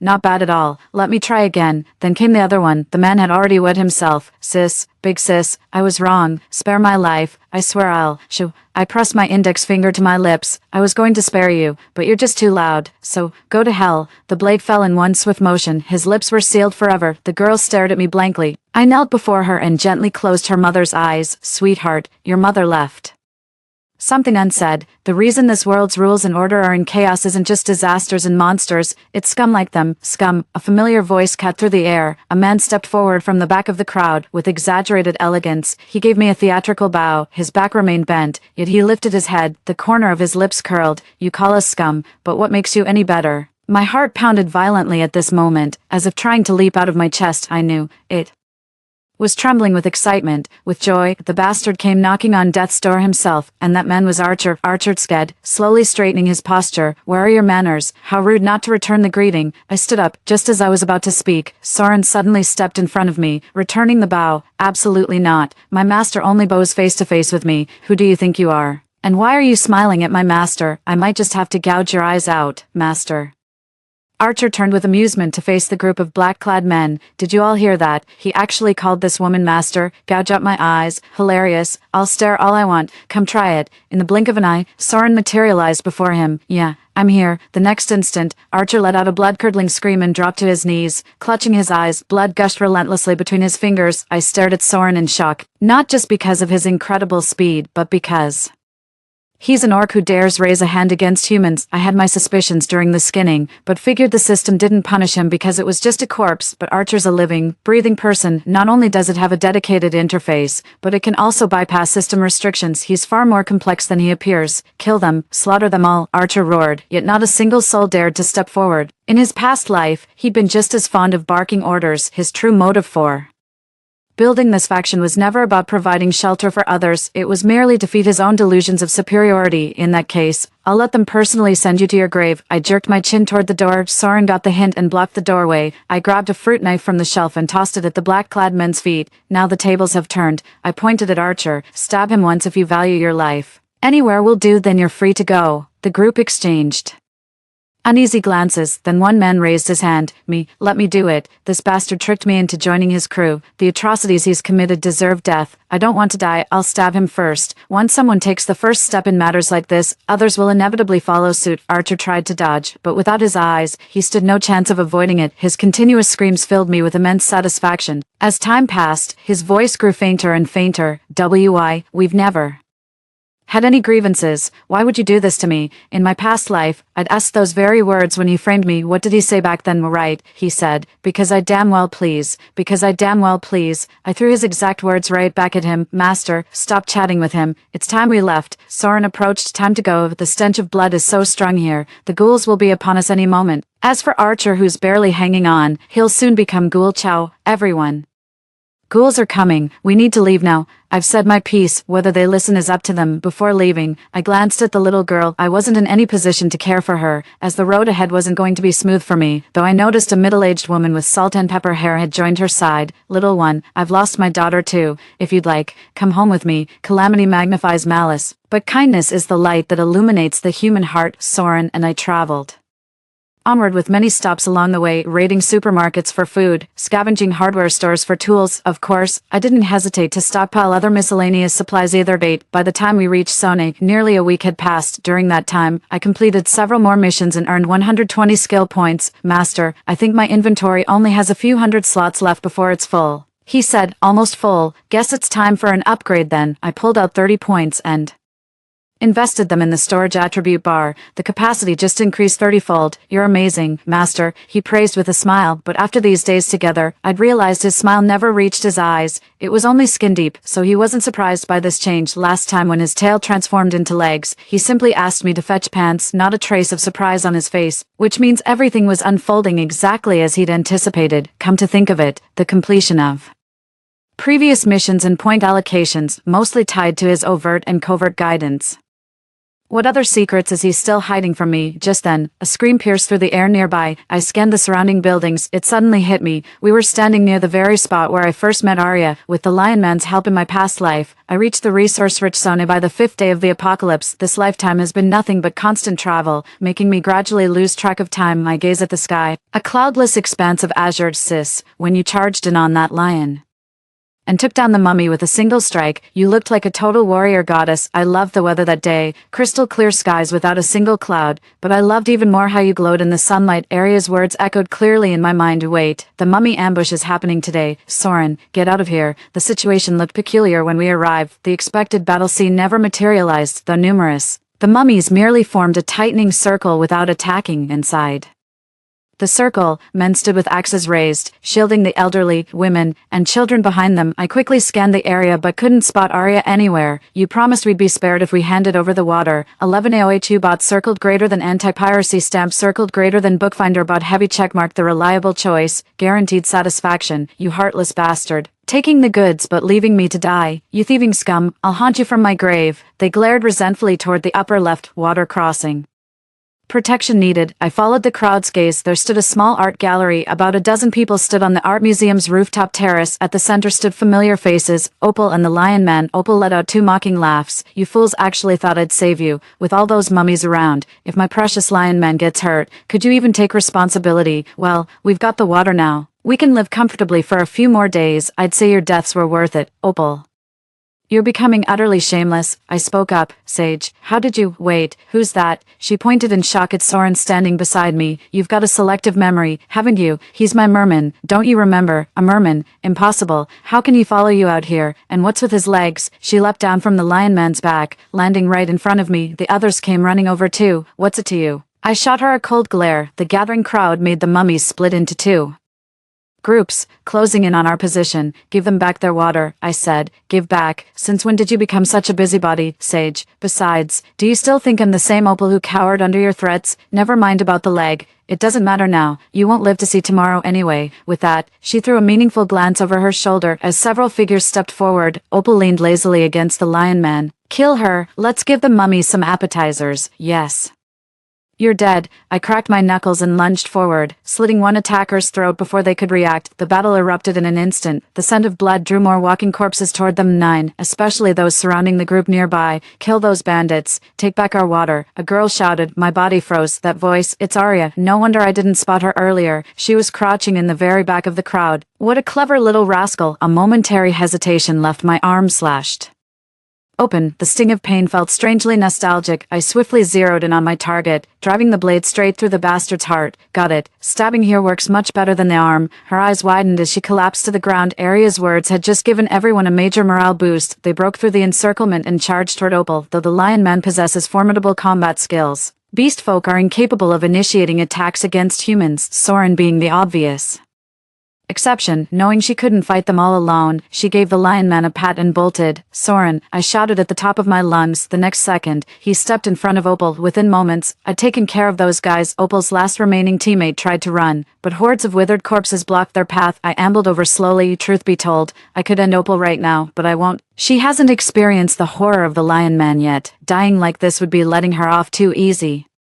In my past life, the Lion Man's combat prowess truly brought me many advantages, but then, it changed. It shifted from eating normal food to consuming mummified corpses, then came human remains, then it was my turn. I realized this because it kept licking my wrists and neck while I slept during that period. I woke with a start to see it baring its fangs, lunging for my throat, but the moment its teeth grazed my skin, the system punished it, leaving the creature writhing in agony on the floor. I've brushed with death countless times. I locked it away, then it began starving itself. Its weakness started draining my life force, but that was right at the dawn of the Alliance's formation. To present a more appealing front for recruiting talent, I had to slit my wrist and offer him the first bowl of blood. Give them an inch, they'll take a mile. The torment drove me to the brink of madness, tried every possible solution, but nothing worked. Then I ended up getting poisoned. My thoughts snapped back to the Present, just 2 weeks into the apocalypse, Opal was already using her Lion Man strength to seize water resources. The methods were utterly disgraceful. She doesn't have to die, but I won't let her live comfortably either. I'll deal with her. As for the Lion Man, I opened the attributes panel, allocated 60 skill points to Soren's combat stats. The next instant, a set of black armor materialized on Soren's body. What the? How is this possible? Where did that armor come from? Opal was stunned once more. He's nothing but a useless deadweight. In this second life, I chose the Lionheart. I should be the rightful champion. How did he become so powerful after following you? Why does everything always go your way? This isn't fair. It just isn't. Today, I'll make sure you die. Lion Man, kill that merman for me. Slay him. The Lion Man shook his mane and launched his attack upon hearing the command. Opal drew a dagger from her left sleeve and lunged at me. How naive she is, those supposedly skilled fighters couldn't even take me down. What makes her think she stands a chance? I chopped her forearm with my palm, knocking the blade from her grip. My hand slid up her arm, seized her shoulder, and wrenched it hard. She screamed as her arm went limp and dropped uselessly. Hand over their water. Opal sneered. Sage, do you really think you're some savior? You can protect one, but can you protect thousands? This is the apocalypse. The weak only waste resources by staying alive, don't they? Owe me their water. The sooner they die, the more supplies the strong will have, becoming stepping stones. That's the best fate they could hope for. I never considered myself a savior, nor did I intend to save everyone, but you're the last person qualified to dictate others' lives. With those words, I snapped her neck. I take back what I just said. Someone like Opal can't be allowed to stay. After all, Leo's transformation is still nearly 2 years away. 2 years is enough time for anything to happen. Keeping her around just to satisfy my petty revenge would only let her harm others. I don't think this is right. Orcs and humans share the same fate. After Opal died, I turned to look at the Lion Man. It lay bloodied on the ground. Breathless, Soren emerged completely unscathed. Come on, let's go help. I waved to Soren. Meanwhile, the others were still locked in combat with the mummified corpses, but before joining the fight, I dashed over to Arya first. I noticed earlier that she kept stealing glances at me. Sis, you took down that bandit. You're amazing, she exclaimed excitedly. Sis, I finally heard her call me that again. How nice, I said. Big sis needs to ask you a favor. A favor? Me? I nodded and placed the intentionally broken chainsaw in front of her. I think my sister's chainsaw is broken. I'm new here and don't know my way around. Could you help me find someone to fix it? Her face lit up instantly. I can fix that. It's easy. I'll have it working in no time. Watching her focus so intently, I fought back tears.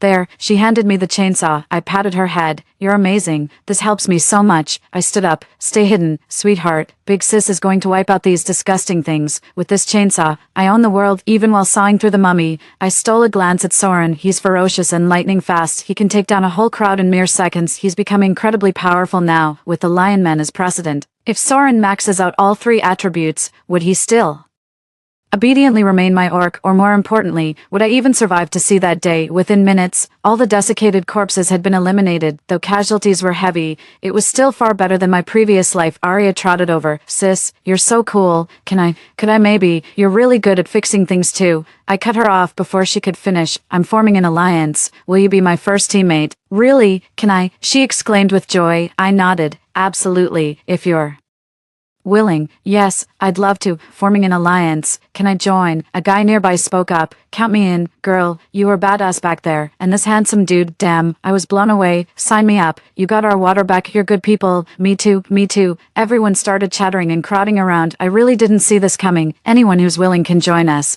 But this is just a rough idea for now. Base locations. Resource allocation. None of that's been figured out yet. The early days might be tough. It's the apocalypse. Who's afraid of hardship now? Exactly. Everything starts from scratch. Just imagine how amazing it'll be building this alliance together. Looking at these faces brimming with passion and fighting spirit, an inexplicable surge of emotion welled up in my heart. I sniffled. What are we waiting for? Let's go scout for a base first. My old hideout location wasn't bad either. But that was 2 years later. Both the architecture and the ghouls' behavior patterns were different back then, so I still think it depends on the situation. Got it. The group responded enthusiastically, marched toward the sunlight. I was walking at the very back, with Soren right beside me. After much contemplation, I finally voiced the question weighing on my mind. Soren, would you ever betray me? He paused mid-step and placed his hand over mine. As long as my master doesn't abandon me, Soren shall remain the finest blade in your service. I lipped him straight. In I 11, what if I walk away? Would you kill me? He shook his head. You wouldn't. I probed cautiously. What I mean is, there are no ifs. The orc system is eternal. Once bonded, not even death can sever the tie. Soren stepped closer, resting his forehead against mine with tender devotion. So master, you can never abandon me. We're bound to be entwined, through endless lifetimes, without death or cessation. His words left me utterly stunned, unable to recover for the longest time. I merely voiced the question lingering in my heart, yet he laid bare everything without reservation, for all eternity. But last time, that was an accident. His expression turned cold. The system malfunctioned, dragging us into this scorching apocalypse. But it doesn't matter now, because the correction's been made. Consider this lifetime as his compensation to us. What's more, this place showed me a side of you I'd never seen before. Decisive, brave, kind, so I don't blame fate for this. Twist, everything happens for a reason. My mind is a mess. Why are you telling me this all of a sudden? He hugged me with a smile, resting his head on my shoulder. Because I have a mouth. I don't want you to misunderstand me, nor do I want any distance between us. His words burned so intensely they left me parched. Got it. Well then, give it your best shot. Go get him. Hey Arya, there's something I need to tell you. It's about. I broke free from his embrace and stumbled forward in panic. 1 year later, the alliance was officially established. The progress is twice as fast as my previous life. My relationship with Soren grew increasingly intimate through our time together, but his exclusive mission always remained one step from completion. What could it possibly be? I glanced at him lounging leisurely beside me. You really don't know. You're not lying to me. Soren's gaze was utterly sincere. Master, you've asked me 100 times already. I truly don't know. I don't believe you, he sighed and walked over helplessly. Opal spread her arms, her eyes gleaming with a touch of madness. Go you, because I like maxing out my skill bars. Seeing each one just 2 or 3 points short is driving me crazy. Are you really that desperate for these 10 points? So you do know. Spit it out. What is it? I demanded, hands on my hips. He suddenly stepped closer, his gaze unreadable. My mission concerns me. Obviously. Think hard. What's left unfinished? Unfinished. We've been inseparable this whole year, done everything together. Is there really anything left we haven't tried, haven't done? My face instantly flushed crimson. Soren leaned in closer. So master, ready to unlock that final quest. I swallowed hard. My first instinct was to run, but then I saw the hope in his eyes. It suddenly hit me. Every time he'd expressed his love this past year, I'd been running away. Desertion is never honorable. Speak your mind before it's too late. Love demands courage in expression. With that, I smiled quietly to myself. She wrapped her arms around his neck and kissed him.